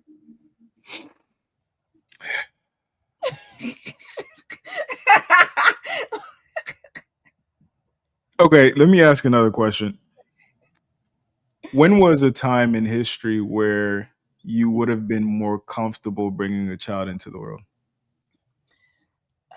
I don't think ever. Like, we've been like, when I'm just hearing the times, like slavery, Black women always was working. I don't know where Black women think like we was just stay at home mothers and we were just in the 1950s just cooking and cleaning. And no, Black women always was out in the field picking cotton, doing everything. Like, we always had the world on our back, and having multiple kids at that. Like, I remember my grandmother had 8 kids. Like, that is a lot, and that is unnatural. A lot of times, just with even pregnancy, you can possibly die, especially as a Black woman. Like, now they're starting to record the mistreatment in the hospitals Black women are encountering with. This has always been normalized. Now it's just being televised because we have phones. Like, pregnancy is very dangerous, but women do it because they love you so very much. And I'm just like, what does love got to do with it, sweetheart? Like, they don't that's a lot. And a lot of women are just sacrificing themselves because of the state of love, and they love you so much they are willing to bring your seed up in this world just to satisfy your quote unquote legacy. I ask that because whenever I have conversations with antinatalists, they always talk about like the signs of the times, but not the positive ones. They always revert to like the lowest common denominator. So they won't say infant mortality is the lowest it's ever been. They'll say Trump is president, right? They won't say that the opportunity to create your own living is better than it's ever been. They'll say, the war in Syria or something. So I'm curious if there is no time in history that you can pinpoint and say that this would have been a better time, then it seems like the time thing isn't really part of the argument. It's just another validation for a thing that you don't want to do. Mhm. So like, am I wrong there, or is there some truth to that? Absolutely. I mean, people want a reason why I don't want kids, and it's just I mean, I can list 1,000 reasons, and you can say it's an excuse or you can say it's selfish, but it's honestly just I don't want to do it. Like I don't see the benefits. I don't see I it's not going to make me happy, honestly, cuz I already am self-fulfilled within myself, and I know myself, and I don't have the mental capacity to bring forth another life in here when I'm trying to get me in order. It's just being realistic, honestly. And I wasn't people always want to talk about like the good old days. It was good, but we wasn't there. All I can talk about is now. Like I'm here now. I don't know what happened back then. And they didn't even have phones back then. And people still going off of the Bible days, and like they didn't even have technology. So like let's be real. Let's live in here and now and just the climate of this world. What are your thoughts on, because you mentioned that you think people will always have kids, or like kids will always exist with it because people are going to bump and grind. What do you think about Japan? What's going on in Japan? It's like population collapse. Like it's so bad they're closing elementary schools because there are no students anymore. In the next 20 years, the average Japanese person, I think they said, is going to be over 40 or 50. But didn't they make a whole like rule that women were only allowed to have 2 kids at that time? That was China. That was China. Yeah. My bad. Getting them confused. Like, but do you know what precipitated the birth decline? No, what? Women going to work. And it's true everywhere else that it's happening. Because what's interesting is like when I talk to certain women today, like they name the political stuff. They talk about like the cost of childcare. They talk about the medical system, etc. And I used to believe it until I learned about the Scandinavian countries. Childcare is free. Medical care is damn near free. It's the most, or one of the most politically inclusive places for women and liberal places in the world. The population is still collapsing. So when a lot of people talk about like this is a result of all these things that we've done to women, or the ways that we haven't been able to support women in their quest for motherhood, it's not true. I think it's simply women don't want responsibility anymore. And I think that's a problem. Do you think it's a problem? Or do you have a different point of view on that? I honestly think we all have responsibilities in this life. You can just choose your type of responsibility. And now women have choices to choose what type of responsibilities they want. Some are choosing to be responsible for themselves. Some are choosing to be responsible for kids. Some are choosing to be responsible for kids and a family. Like, you can choose. You can choose a hard life for yourself. You can choose a soft life for yourself. You can choose an easy life for yourself. But it's all in your choices. So that's what free will is for. Do you believe that society owes us things? I think your parents owe you everything. As Mhm. kids, you should be entitled. You know how they try to say, oh, kids shouldn't be entitled. Kids didn't ask to be here. Yes, they should be entitled. Yes, you should put them up for success. Yes, you should make sure they have stability. They're stable. They have mental, physical, spiritual. Their needs are met. Yes. But go a step above that. So you agree your parents owe you something? Do you believe the community owes you something? No. Okay. I Do you don't. believe like the government owes you something? No, I don't. Okay. I don't. Yeah, I think we disagree only because like your parents can only owe you something if the systems that govern them also owe them something and by virtue owe you something. Like I'm owed my paycheck when I go to work, right? I'm owed security. I'm owed, this roof over my head that I'm paying for. Everything operates.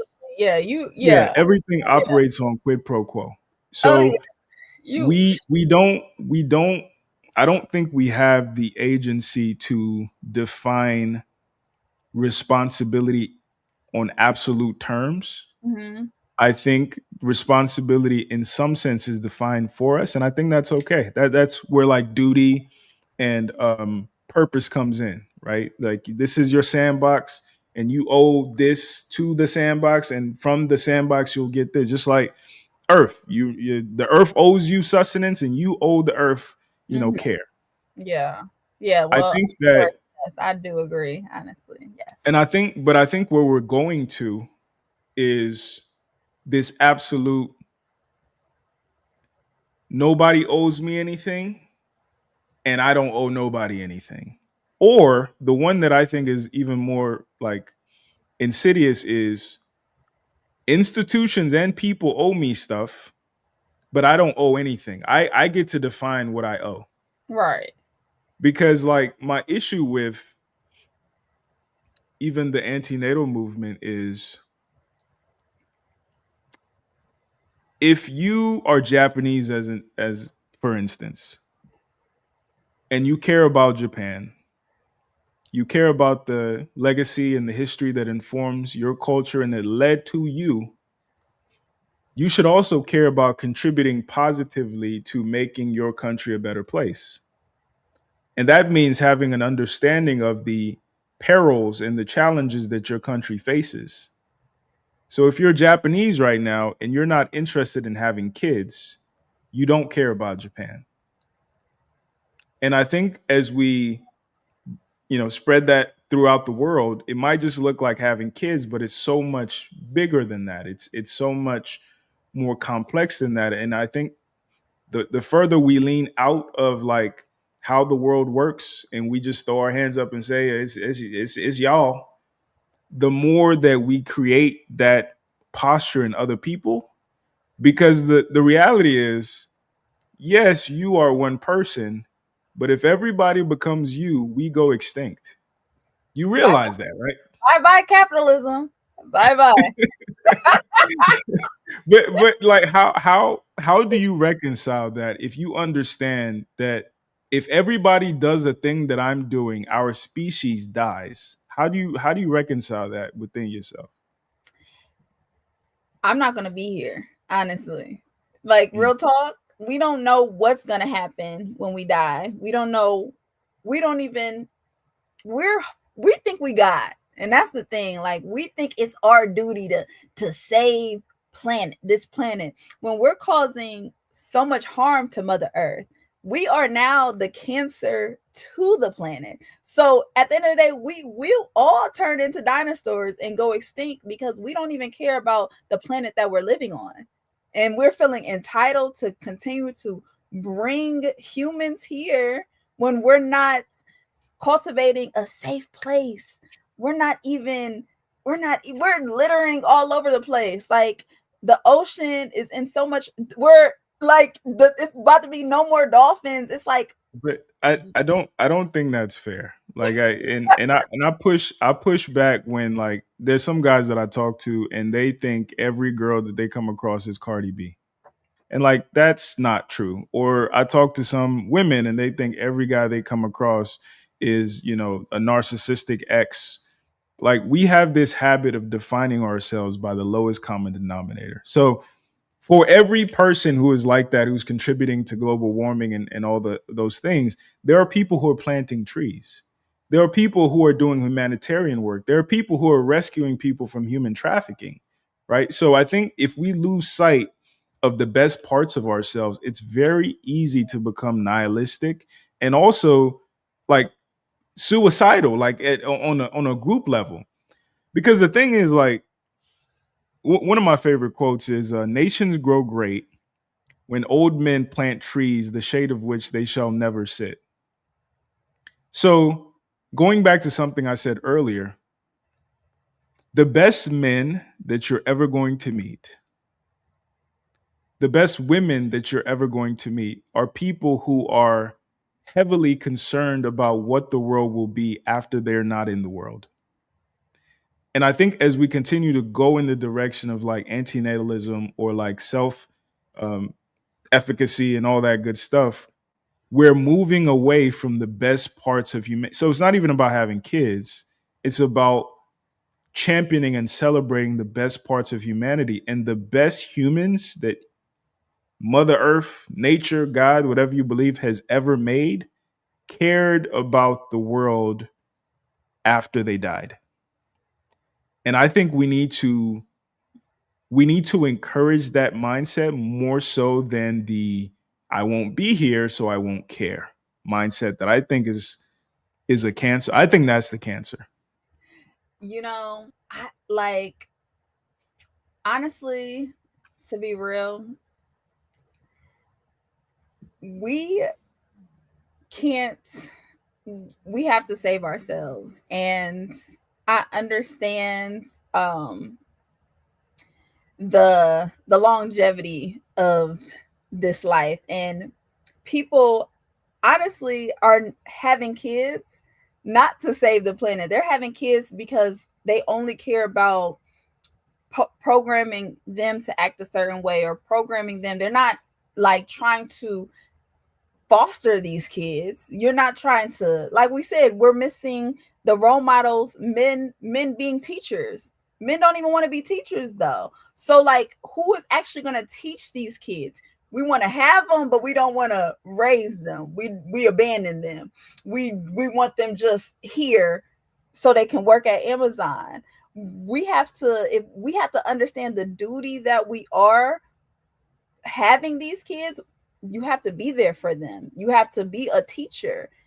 But nobody wants to be teachers anymore. Nobody wants to be role models because, like you said, it doesn't pay. It doesn't pay because all men care about, not all, I'm sorry, some men care about just chasing that just because of what women think. But what about the kids? If all we care about what women think because we just want to date them, it's like that's all we care about is just dating. We're not really care about the planet, the kids. We all we care about is just populating and fucking and having sex. That's it. No, those men exist too. I was more so giving you like, so there are things that happen at scale and they're like are repeatable, right? So like, you know, most people are like this because of these cultural things, right? But there are men who are teachers because they care about the kids and they don't care that they're missing out on pussy or they're missing out on whatever, or money, or whatever the case may be. There are absolutely men like that. What I'm saying is, I think that part of my issue with the self-love movement, part of my issue with social media, part of my issue with this kind of like ethereal thinking, I think it like pedestalizes purposelessness Like people keep talking about what's, but they never talk about the why. And every species on the planet, including viruses, are interested in procreation. And it's not just about, like on a surface level, I'm sure we all know people who had kids to stroke their own ego and they were terrible parents, etc. But beneath that, the species, the cell wants to survive. And it's rewarded us with like validating that desire with like the greatest level of purpose and sense of worth and sense of connectedness that you will ever feel, right? That's why, for instance, sex feels so good, because childbirth is painful, right? And I think that there's a righteousness we're approaching this with, and saying like, I'm doing these unborn kids a favor by robbing them of the ability or the opportunity to experience being a sentient being. I think it sounds good. I think for some people, like there are some people that I'm like, yo, you should absolutely not be a mom. This dude, you should absolutely not be a dad. I think that's a thing. But my issue is like this growing wave of people who are defining themselves by more and more things that really don't matter at all. My job or my car or my happiness, all that. And we've seen where it goes. We've seen where it leads. Like the example is Japan. The example is the Scandinavian countries. The example is Europe that's collapsing, and etc. For us to continue to lean into this black hole, I think is a mistake. And I still haven't heard a good argument, because even the arguments people tend to use, they can't provide me an alternative. You can't tell me a different time where having kids would have been better. You can't. You can't tell me a different place where having kids would be better, which lets me know that maybe there's never a good time. Maybe there's never a good place, but you just have to be the right person. And you have to have the right state of mind. You have to have the right preparation to align yourself with not just having kids, but the other things in life that actually mean something. I love that you care about Japan, because I remember you said your focus is on the black culture. You're like, because that's what your goal is. It's like we're focused on the black culture. Honestly, I think we're like chef kiss on the procreation. That's why we got multiple baby mama, baby daddy culture on the loose. So I think we're solid on that. Black folks are doing great at fucking and procreating. But I wanted to hear your perspective, because you put it all on women about childbirth. If the roles were reversed, do you think men would do childbirth? If men had to be the one to be in labor, to be pregnant, do you think men would actually do that for mankind, for society, to keep the population alive? Well, I think we have to answer that question with evidence. So we have to ask ourselves, okay, what have men done in history that is equally unpleasant, equally dangerous, equally you could even make the argument suicidal. There was a book written by a woman who lived as a man for a year. I can't remember her name off the top of my head. Do you know what happened to her? What happened? She killed herself. She lived for a man for a year? She lived as a man for a year. How'd she do that? Makeup, or like the transition. She took testosterone, all that good stuff. So like, for all intents and purposes, she interacted with the world as a man, but she was naturally a woman. She killed herself.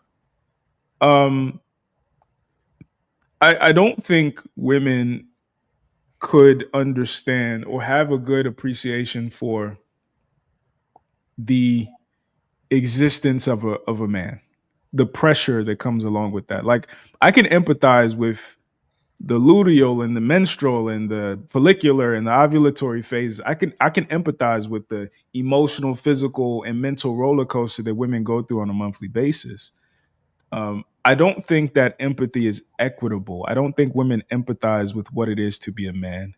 I don't think women empathize with the reality that for a large chunk of history, if you were born a man, you were probably going to die before 20. You were going to be sent to fight some war that you had nothing to do with. You were going to be sent to build some building that you don't own. You're going to be sent to mine. I mean, I'm talking about in history right now in the in the Congo.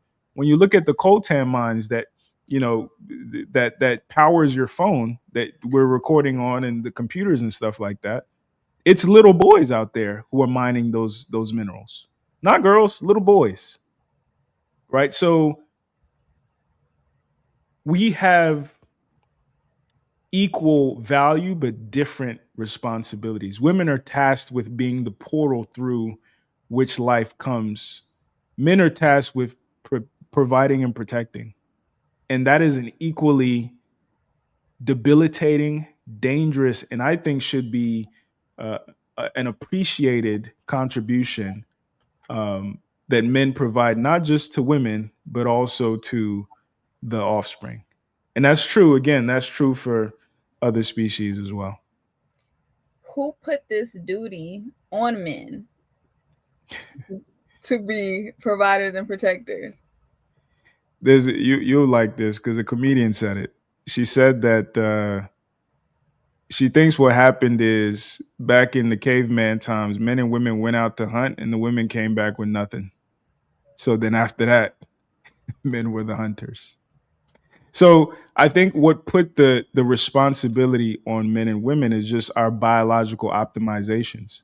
We have more bone density. We have more muscle mass. We can bear work for longer periods of time. So it optimizes us this way. You guys, on the other hand, are naturally more nurturing, not just like mentally, but also physically, right? You're softer, you're more tender, all that good stuff. So I think, just like in the animal species, water finds its level. And the level that men found, and, we are trying to throw the baby out with the bathwater now and say, oh, men could be something else. The place that men have been the most efficient and effective has been the things that they've been doing since time immemorial. And the things women have been doing is also for a reason. Right. So it's not just men told men to be this. It's that women needed men to be this as well. Because y'all, God bless y'all, y'all ain't built for this. Y'all ain't built for this. Just like we're not built for what y'all do. And who built the world? We did. We both did. We both did, men and women. And who built the institution? We both did. We both built the institution? We both did, yes. With these laws? Yes, we both did. Mm-hmm. I mean, to even give you a small example, I mean, a large majority of Trump voters are women. As much as people don't like Trump, including myself, women got Trump in office. Not men, women. So when I talk about like from a natural selection level to another example, people talk about like during slavery times, all the atrocities that white men did to us. They raped our mothers and they beat our fathers. Do you know the most dangerous people during antebellum slavery? Mm-mm. White women. Because white women were beating slave children to death. So much so that their white husbands changed the laws to insulate them from persecution. Now, during that time, white women could look back and say, we couldn't vote.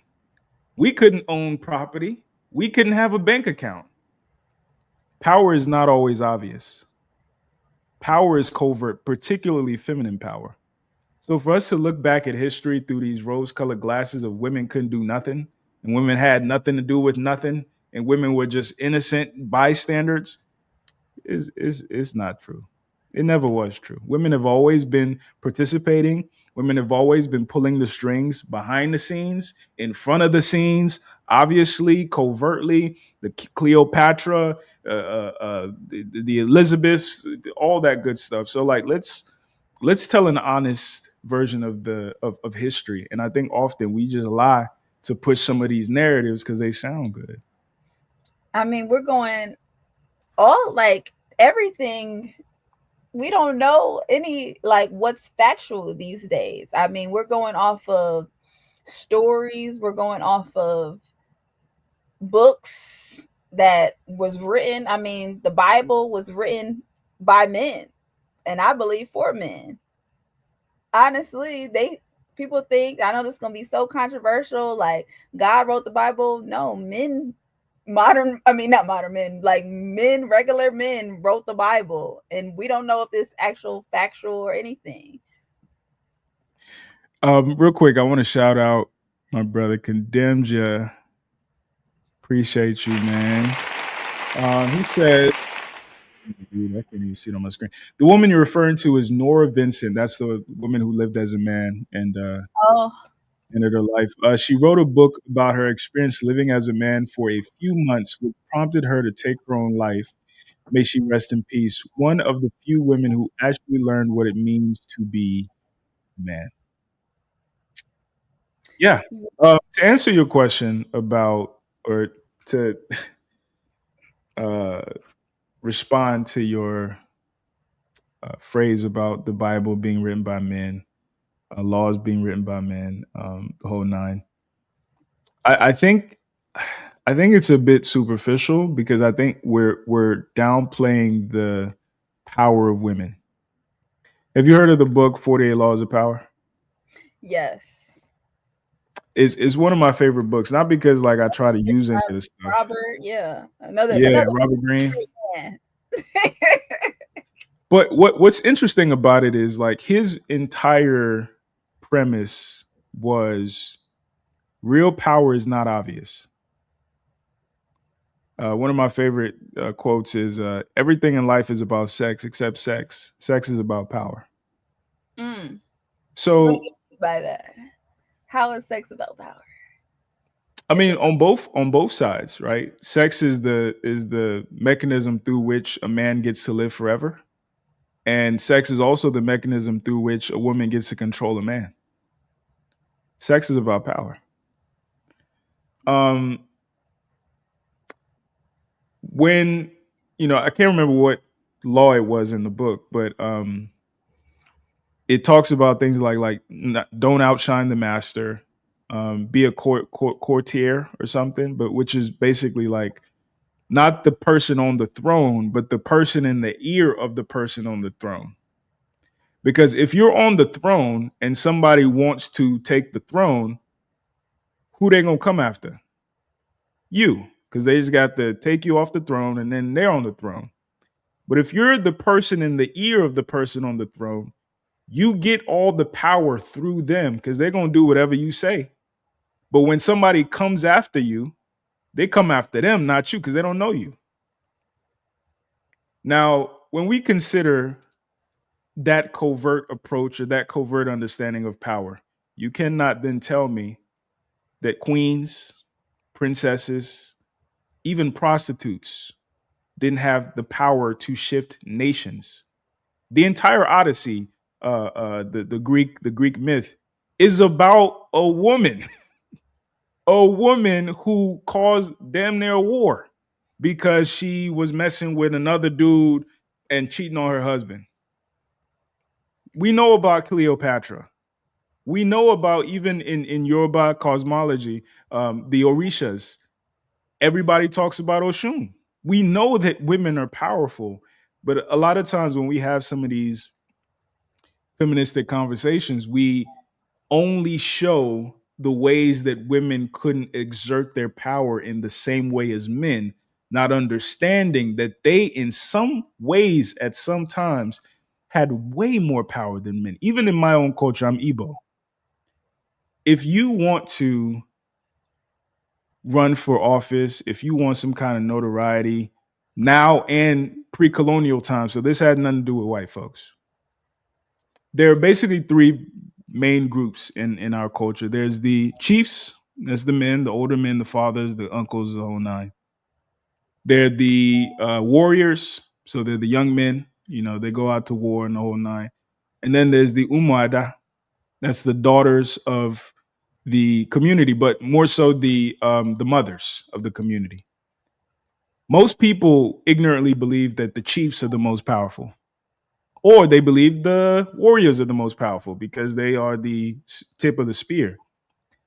The real powerful group is the umuada, because they're the only group that controls the other two groups. Because the chiefs are their husbands, the warriors are their sons. So a lot of times when we have some of these conversations, women couldn't do this, women couldn't do that, women were this, and it's just not true. It's not backed by any science.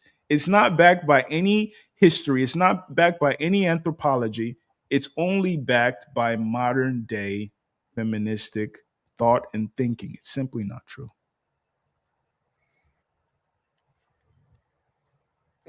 What's not true? That we're living in a patriarchy? It's not true that women didn't also help create it. Oh yeah, women. We are a willing participant to our own self-destruction. Do you Absolutely. think patriarchy is destruction? I think it's unnatural. Honestly, that's why men feel so much pressure to be providers and protectors.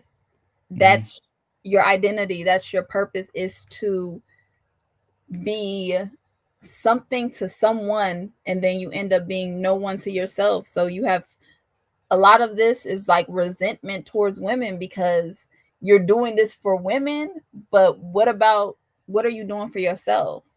So it's causing so much friction for men nowadays because they're like taking it out on women that they don't have a certain amount of money or they're lonely. It's like because you are attaching your identity to women. And What would be a natural system in your opinion?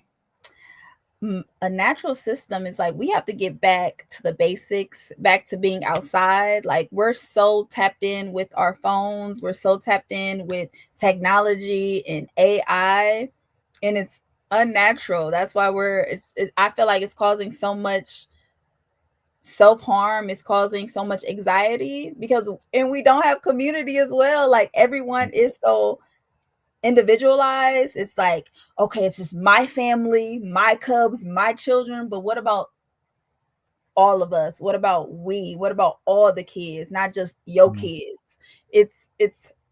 We are not having community. So it's unnatural that men and women can't be platonic friends without we got to be unattractive to be platonic friends. That's not natural. It's like we're operating on such an animalistic nature, off of lust, off of sex. It's just no wonder why we're living in the way we're living, because that's all everybody cares about. Is just like who's sleeping with who bumping with who cheating on who. It's like, why is sex controlling the frontal lobe so much? I think I actually think patriarchy is natural. I think patriarchy is the consequence of our biological differences. I think that some parts of patriarchy are bad. I agree with you. Like what? I think that patriarchy's insistence on dominating people against their will, I think that's a flaw. But I also have grace for it because I think it's the high insurance of the Mercedes. Yeah, I think as you age, as your worldview becomes more sophisticated, you realize that like if an answer seems good or simple, it's the wrong answer, because life is complicated. and it's messy. And as much as we care about the kids who are sweating away in the coltan mines, we don't want our iPhone to be $3,000. But that's what would happen if they were paid a living wage. So what ends up happening is we end up just closing our eyes to the things we don't want to see. We don't want to know the process of what happens after you put your trash on the curb, right? So with that being said, I think the best thing we can do is be sophisticated in our understanding of the benefits of a thing and be intentional about optimizing the less than optimal and less than graceful parts of a thing. Because I think what's worse than patriarchy is matriarchy. I think that patriarchy is communal. I think patriarchy provides the structure of that river and riverbed relationship we're talking about. I think patriarchy is consistent with men and women's biological reflexes and our nature. And I think the best thing we can do, instead of simply just wholesale demonizing it, is refining it and making it better. And I think that's why it's important to be invested in what happens after you, because you have to understand there's certain things like this shit I'm doing now that I know might not hit until after I'm dead, but I do it anyway because that inspires me. Like Tupac said, I might not change the world, but I might spark the mind that does. Mm-hmm. That inspires me. And I think more than a lot of the low denominator things that we talk about as it relates to like why we're so fucked up, I think really what it is we're not inspired. People today, especially in our community, are not inspired by anything. And when you're not inspired, there's a after this, you gotta. I'll probably send it to you, but it's an experiment that was run in like the 80s, 70s, maybe 90s. It's called Universe 11 or Universe 21, something like that. But basically, this guy named John B. Calhoun, he created a habitat for rats. And he wanted to simulate a utopia. So the rats had as much food as they wanted. It was free of predators. It was clean. It was, a lot of opportunity, green space, all the things that people would think is perfect for rats.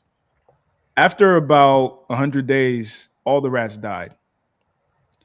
And part of the process that led to them dying was the emergence of a group of male rats called the beautiful ones. And because they had everything that they needed, there was no need for them to hunt. There was no need for them to basically care about anything. So all they did all day was groom themselves. Mm-hmm. And he called them the beautiful ones because since they spent all their time grooming, they looked great. What also was happening is the female rats, they stopped having kids. Some of them were even cannibalistic towards their kids, ate their kids, and they became super aggressive. So like the Leslie video that we saw, she would fit into the new version of women that is a consequence of this experiment, right? So I say all that to say that a lot of the ways that we are and the ways that we think are pretty predictable as a species, which is why I think the best thing we can do is be invested in optimizing the best parts of us instead of simply just highlighting the worst parts of us. I definitely agree. It's not like, let me just clarify. I don't have hatred for humanity. I know I'm going to leave my mark. Honestly, I know that I'm going to initiate just another pathway, another route. And it's not like I'm telling people not to have kids. Okay, please do you. I know y'all gonna do it. But I'm just telling people to think. Like, that's all. Like, we got to use our noggin. towards why we do the certain things that we do. And we have to question things. Why are you having kids? Why are you just having sex I agree with that. casually? Why are you dealing with something that is causing you self-harm? Like, we have to just be more reflective with our actions. So that's all I want to initiate, is just why. And I know it challenges people and it can come off like I'm trying to end population, but no, I'm just trying to get you to think. Come on, we got to think. Absolutely. We actually got a question for you from Mr. Condemnia. He says, damn, I'm blind, I can't see. Good evening, or good sir, could you ask her what a healthy marriage looks like to her? What does she believe the dynamic should be between the man and the woman? Could you answer that for the good brother? So I know this is going to be a very unpopular opinion. Oh Lord, oh Lord, oh Lord. But I actually don't want to get married. Okay. But my parents are married. So I was raised in marriage and I see the value of it. So I understand, like, when a man is the head and the woman was right there. So I grew up when the father is a leader. And my dad, he exceeded my expectations. Like, my standards is through the roof because. Oh man, I think we lost her. Hopefully she pops back in. Appreciate y'all watching so far. Like, subscribe if you haven't already. If you're on Instagram, please head over to YouTube, hit the like and subscribe button. If you're on YouTube and you're not already, follow us on Facebook, follow us on Instagram.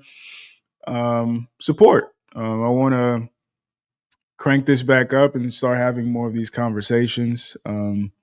I see you guys are really engaged in the comment section.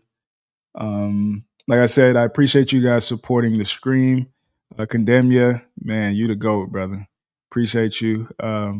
Let's see if she pops back in. If not, we've been going for 2 hours, 30 minutes. I hope she is getting something out of this. But, you know, the reason I'm so interested in these conversations is because she, and not just her, but like there's a growing sentiment amongst a lot of women that is moving us as a society in the wrong direction. And particularly because of the power that I believe women have. Like, women set the tone, and I believe that strongly. So like, engaging and better understanding women and women better understanding men is like so key and important with us doing anything rather than just, you know, complaining on the internet. But yeah, she popped back in. Let us get her back on stage. We lost you for a second. I'm sorry. It's all good. But yeah, you were answering the good brother's question. Did you go in on me? Because when I was away, you was talking. No, I was just setting the stage. Basically, stuff I already said. No, it's honestly, I grew up in a value in a marriage. So I truly appreciate having the divine masculine and the divine feminine within the same household. And especially it wasn't chaotic. Like, I never seen my parents argue. I never seen my parents being disrespectful towards one another. So I understand like men on a whole nother level, and I understand like women on a whole nother level, and choosing each other is like so key every day, and like doing it for the kids. Like, I know a lot of people don't, they have kids, but they don't stay together for the kids because they have the pride, they have the ego, they have other things that is correlation for them to just be apart. But I'm truly thankful for my parents for sticking it out, because I know marriage is not a walk in the park. I know marriage is a duty. You have to divide chores. It's a responsibility. And most people are too immature to be in a marriage.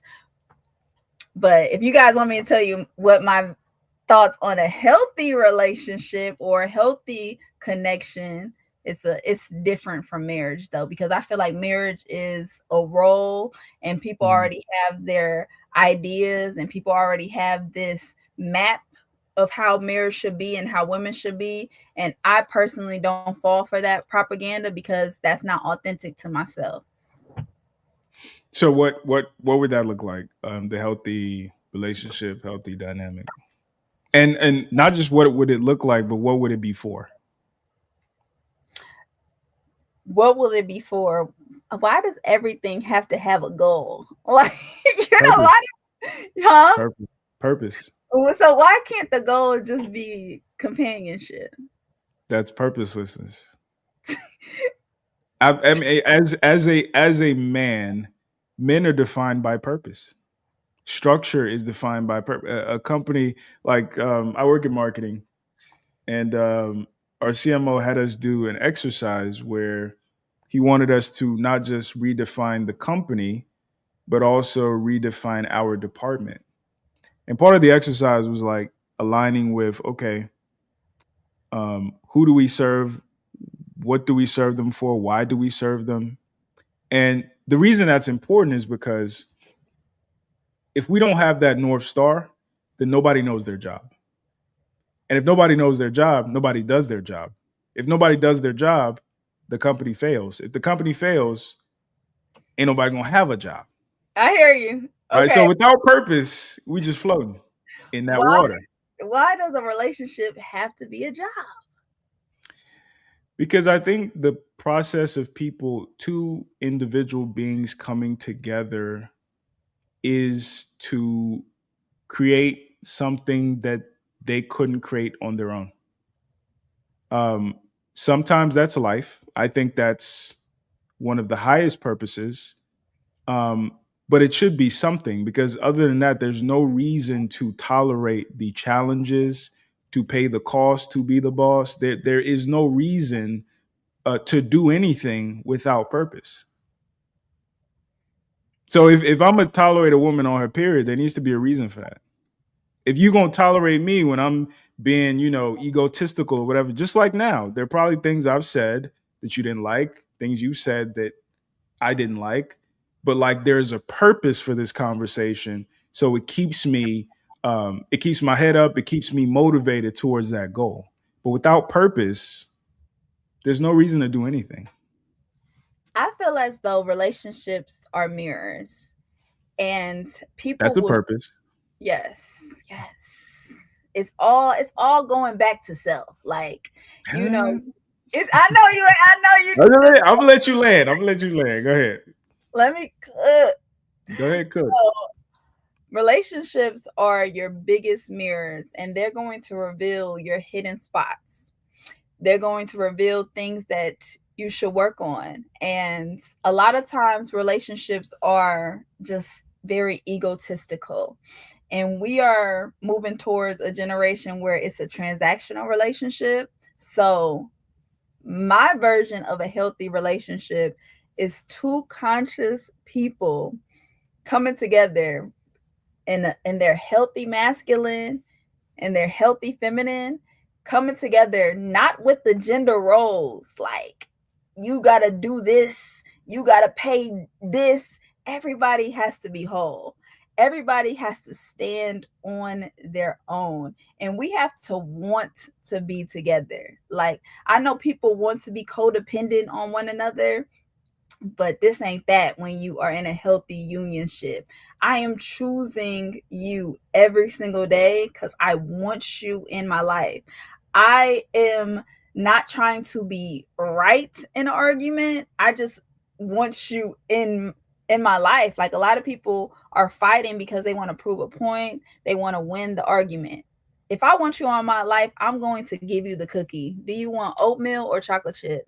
Which one do you want? I want you in my life. You can win this argument, because a lot of times people are just at war with themselves, and they're just fighting you because they're projecting their insecurities out on you. So a healthy unionship is secure people coming together, honestly, just enjoying each other's company. Like, you want to encourage them, you want to support them, you want to spiritually align towards their highest self, and you want that person to choose themselves and like choose what's good for you. Don't choose what you want me to make me feel good, like because you're trying to coddle my feelings. No, if it's a no, it's a no. And I have to be okay because I am secure within myself to accept that no. We have to accept each other for who we are and stop trying to change each other to fit this mold or to play this role for our fantasy. I like the fact that you said relationships are a mirror. I think it's an interesting analogy. I looked at the mirror before I got on this stream. I looked at the mirror because I wanted to make sure I didn't have crumbs on my face. I wasn't ashy. My lips weren't chapped. Because I had to go somewhere and do something. So even mirrors are part of purpose. If you have nowhere to go and you have nothing to do and you spend all day staring in the mirror, there's something wrong with you. So I think like that if we are to honor the beauty and the power of companionship and combining your life, your body, your energy with somebody, we can't simultaneously celebrate the self by itself. Because I agree with you that, like, you should be whole. You should be a whole self. You should find happiness for yourself. Where I think we diverge is you become whole and find happiness with yourself so you can then share that with other people. So you can then help them in ways they can help themselves, and they help you in ways you can't help yourself. Because the process of discovering oneself is also discovering that everything about you is not strength. There are weaknesses. And some of those weaknesses are physical because of your gender or your stature, whatever the case may be. Some of those weaknesses are mental. Some of those weaknesses are emotional, etc. Right? So we create communities, we create partnerships, not just to have them serve us, but to also serve, to empower their weaknesses while they also insulate us from our weaknesses as well. So I think that the challenge is we are irresponsibly championing just the first part of what I just said without the big picture. So then people are just like, oh, I love myself now, but like for what? Which means I don't actually love myself because there's nothing to do from here. And now I don't even know how to live with somebody because I don't know how to create space for nobody. And now I'm chronically lonely, and there's a loneliness epidemic because I've been optimizing for self. And I realize as I get older that the best things in life, when you talk to people in hospice, they're not championing or talking about the times they were by themselves. What they remember, what they look back on fondly, is the moments that they shared with other people. Where's the community? That's why we're missing the community. Bring back the community. You know what happened to the community? What happened? Again, every good thing has a bad. It's like the yin yang symbol, right? Every good thing has a little bit of bad in it. Every bad thing has a little bit of good. And the cost of community is convenience. If you want community, there's going to be an uncle you don't like. There's going to be an auntie who breath stink. But that's part of the cost. We have said we want to like everybody. And we don't want nobody breaths to stink. And we don't want to be on other people's time. So what you sacrifice is the community. So I think that the challenge with a lot of and I'm not necessarily saying this is you or just you, but a lot of the self-love rhetoric, it is in complete opposition to the things that are necessary and the disposition and the tolerance and the patience for others that is necessary to build, establish, or reestablish a community. Hello, wait. Because the thing is, a lot of people don't want to be inconvenienced.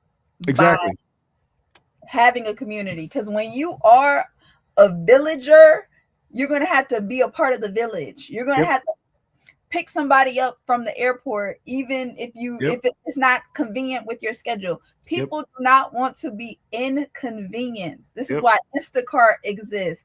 Uber, everything is existing on our fingertips now because we are so spoiled and we are so entitled. But I feel like if you have self-love, you have the mental capacity for other people. Like you're overflowing, like your cup has runneth over. So you have so much more to give, so much energy to give other people. You are more of value for the community when you have self-love. I agree with you if your mission statement is aligned with that goal. If your mission statement is aligned with simply self-love for the sake of self-love, you will never have enough to give to other people.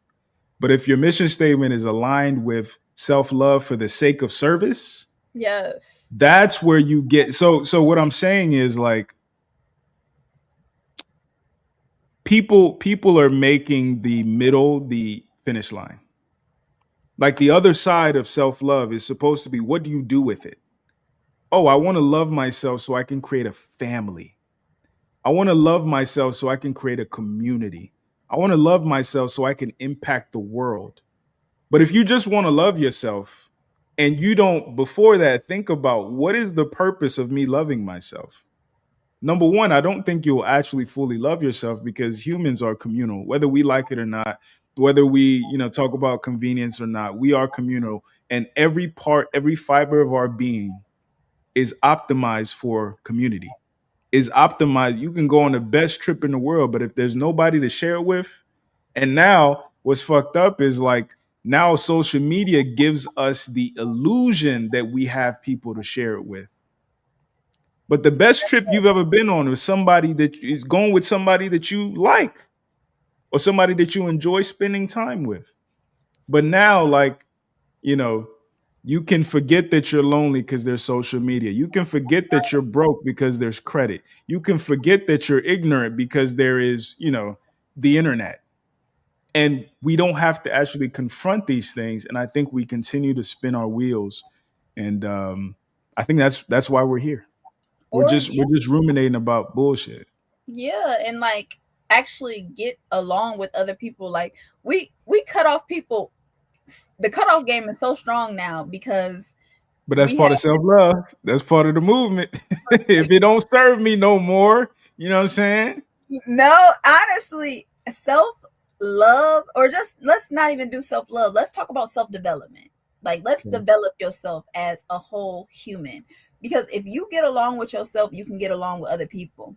This don't have to be an argument. Like, we're having a conscious conversation. And when people are not able to effectively communicate, everything is going to be an argument. Everything is going to be bumping heads. Everything is about the ego and about pride.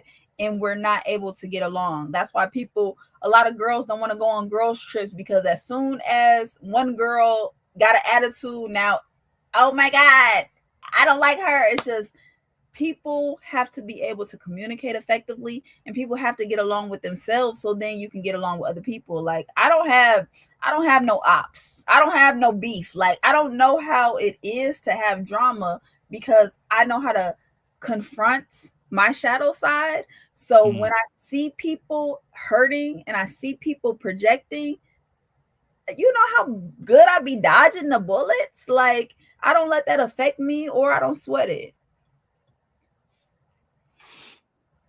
Listen, I've taken up too much of your time. We've been here 3 damn hours going back. That's why my computer rebooted. Any last thoughts before I let you go? Any questions you feel like I didn't get to? Anything you wanted to kind of talk about? So I literally wrote this on my notes. Okay. Because when you said this, it stuck with me. You like, women don't know how to keep a man. And I'm like, why is that a woman's job to keep a man? Especially, go ahead. I'm sorry. A lot of dudes don't want to be kept. Like I think somebody's on the news right now. It was like a coach that just cheated on his wife, Michigan State or whatever. Yeah, I heard It's about like, how was she supposed to keep him when he has no loyalty within himself? So how is it a woman's job to keep a man when he got that dog in him and he went a Yeah. wrong free? So I've said this for a while. Men are dogs. And when I say that, people look at me funny, but like, men are dogs in the best ways and in the worst ways. There is no animal on this planet more loyal than a dog. There is also no animal on this planet, or maybe not no animal, but dogs are also the mascot for like horniness. Now, when you consider the fact that the average girl is born with 300,000 eggs, and as she ages, she loses those eggs until menopause.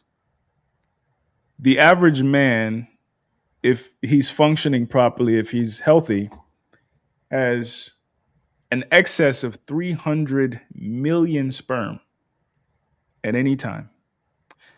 Biologically speaking, we are optimized to spread our seed. When the Bible says be fruitful and multiply, like, the biology backs that up as well. I'm not saying that's what men should wrote do. that Bible. Right. I'm not saying that's what men should do. I'm just saying, like, we got to start with the facts. The facts are, like, it's millions of sperm swimming in every man. With that being said, I think once we come from that understanding, we can have a little bit more grace for men, just like we have grace for women. Like, when you are ovulating, your behavior changes. When you're menstruating, your behavior changes. Luteal, follicular, your behavior changes. Similarly, our biology also dictates our behavior. So then, as men reach mastery, which coincides ironically with the decline in our libido, right? As we get older, we get less horny. As y'all get older, y'all get more horny. It's the cruelest joke in the world. And as we have other structures, right, and as we have other structures to hold us accountable, like family, like children, like the community, like purpose, like, then we can tame that beast that's in us, which wants us to just throw our nut all over the place. That's one thing. The other thing too is, I think whenever, or maybe we've been socialized this way through movies, but when women cheat, there is a sympathy that comes along with that. Most women think, what did he do? Right? Like, you could think of the top 4 or 5 romance movies that women like, The Notebook, Titanic, etc. They're all about a woman cheating. But we've been trained to empathize with, oh, she was probably being neglected. He probably didn't have time for her, et cetera, et cetera, et cetera, et cetera. So all I'm saying is, maybe some of the times that men step out, there is also some of that going on. Maybe he's also being neglected. Maybe he's also not being showed the time, attention, the respect that he needs as a man, which forced him to step outside of his marriage. Because if we start there, then we can start holding both sides accountable and actually fix some of these problems instead of simply demonizing men. Because we do it even when women do messed up things. Like I said during the podcast once, it's so messed up that, like, if a man and a woman are about to have sex and he can't get his thing up, whose fault is that? Y'all blame women for that? No, it's his fault. He's got ED. Really? But if her vagina don't get wet, whose fault is that? It's still his fault. He couldn't romance her, or he couldn't turn her on. Right. Couldn't float. Same example, but it's still the foreplay. man's fault because we don't know how to conceptualize women as perpetrators. We don't know how to conceptualize women as wrong.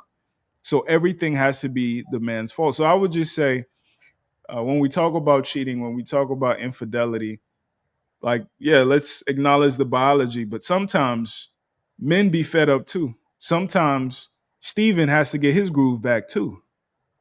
And we can't just create all the allowance and all the empathy just for Stella. Why is it, like you said, men are dogs, but why is it that women have to put this dog on a leash? Like, why is it her job to keep the dog in the dog house or keep the dog in the house? If he wants to be outside, let him roam free. Why do a woman have to keep that? Why is it a woman's job to keep a man? So just like I said, men are dogs, women are cats. You can't put a cat on a leash. You could treat a cat as good as you want to treat it, and the next day it'll act like it don't even know you. I love cats. Kindred spirits. Yeah. So and I'm not saying that to be judgmental of men, just like I'm not saying it to be judgmental of women. That's something that's part of our nature. And it's just an attempt for us to optimize for outcomes, right? So, as men, we have to understand, and I say this to some young men, you could buy a woman a Mercedes and she'll fall in love with the mechanic. Right? Women don't operate in succession the way that men do. Men, on the other hand, like, I still smile at a compliment that an old lady gave me like 10 years ago. Right? So not to say I'm a good person, you're a bad person. It's just to say that we are wired differently and we are optimized for different outcomes. I'm not optimized for sustainability the way that you are, because if I was, I wouldn't be capable of diving in front of a bullet for a woman. I wouldn't be capable of waking up in the middle of the night and trying to fight the guy who just broke into the house. I wouldn't be optimized for that.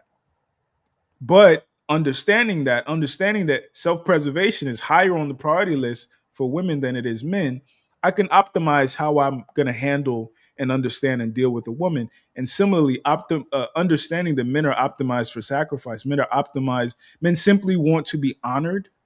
We want to be respected. We want to be appreciated.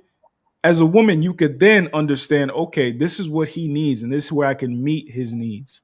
But again, if I just expect myself from you and you just expect yourself from me, you expect a cat to be a dog or grass-eating lion, like people like to say, that's where we go wrong. Because like some of these things are hardwired into us, whether we like it or not. And it has nothing to do with patriarchy. It has nothing to do with white supremacy or capitalism. It's literally biology.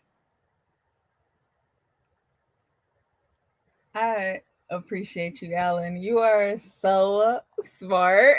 I try to be. I try to be. You are such a reader. Oh my God. You are so well versed on so many topics. Thank you so much for leading the conversation and just leading the community, leading the next generation for real. Like, you are leaving your mark. This is legacy. Like, this is legacy. You are creating a true legacy for yourself that you will be remembered for life, honestly. So I just thank you for sharing the platform with me. Thank you for dropping so many gems. I was taking so many notes. I learned so much. This is like a true master course session, and I'm gonna like play this back and just take so many notes. So I hope the audience and our peers like really soak up these gems, soak up this game. Honestly, I just appreciate it. Listen, I want to appreciate you too. A lot of times having some of these conversations is difficult.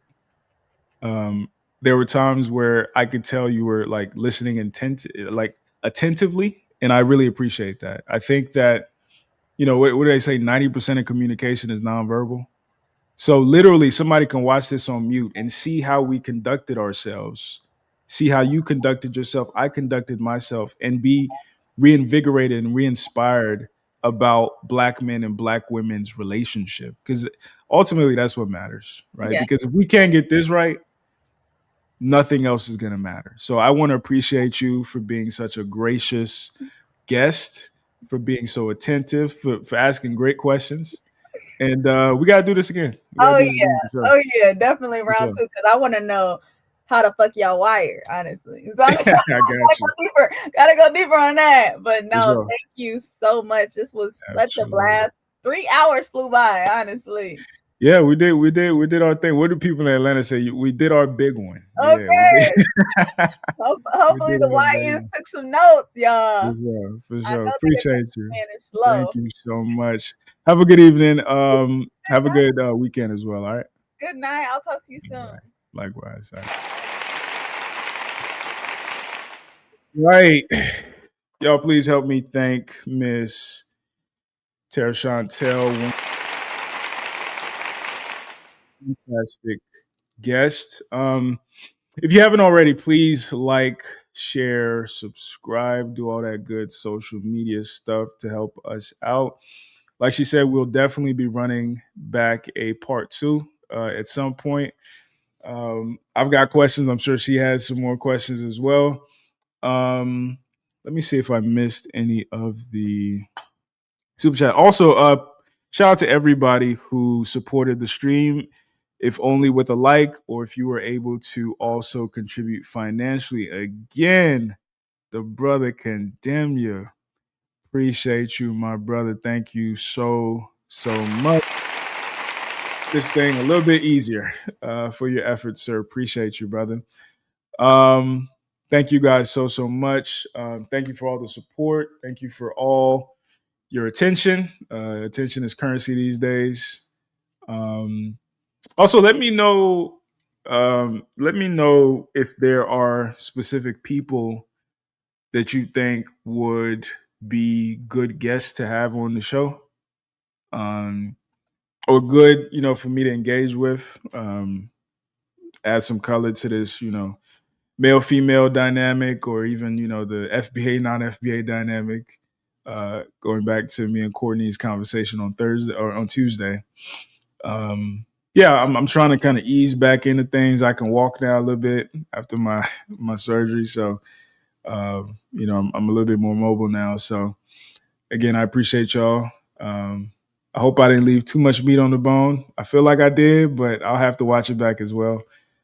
Thank you guys so much. Like I said, hit me up. Let me know whether on Patreon or Instagram. Let me know if there's anything you would like to see so I can optimize the content for you guys. And yeah, stay tuned. I'll see y'all soon. Appreciate it.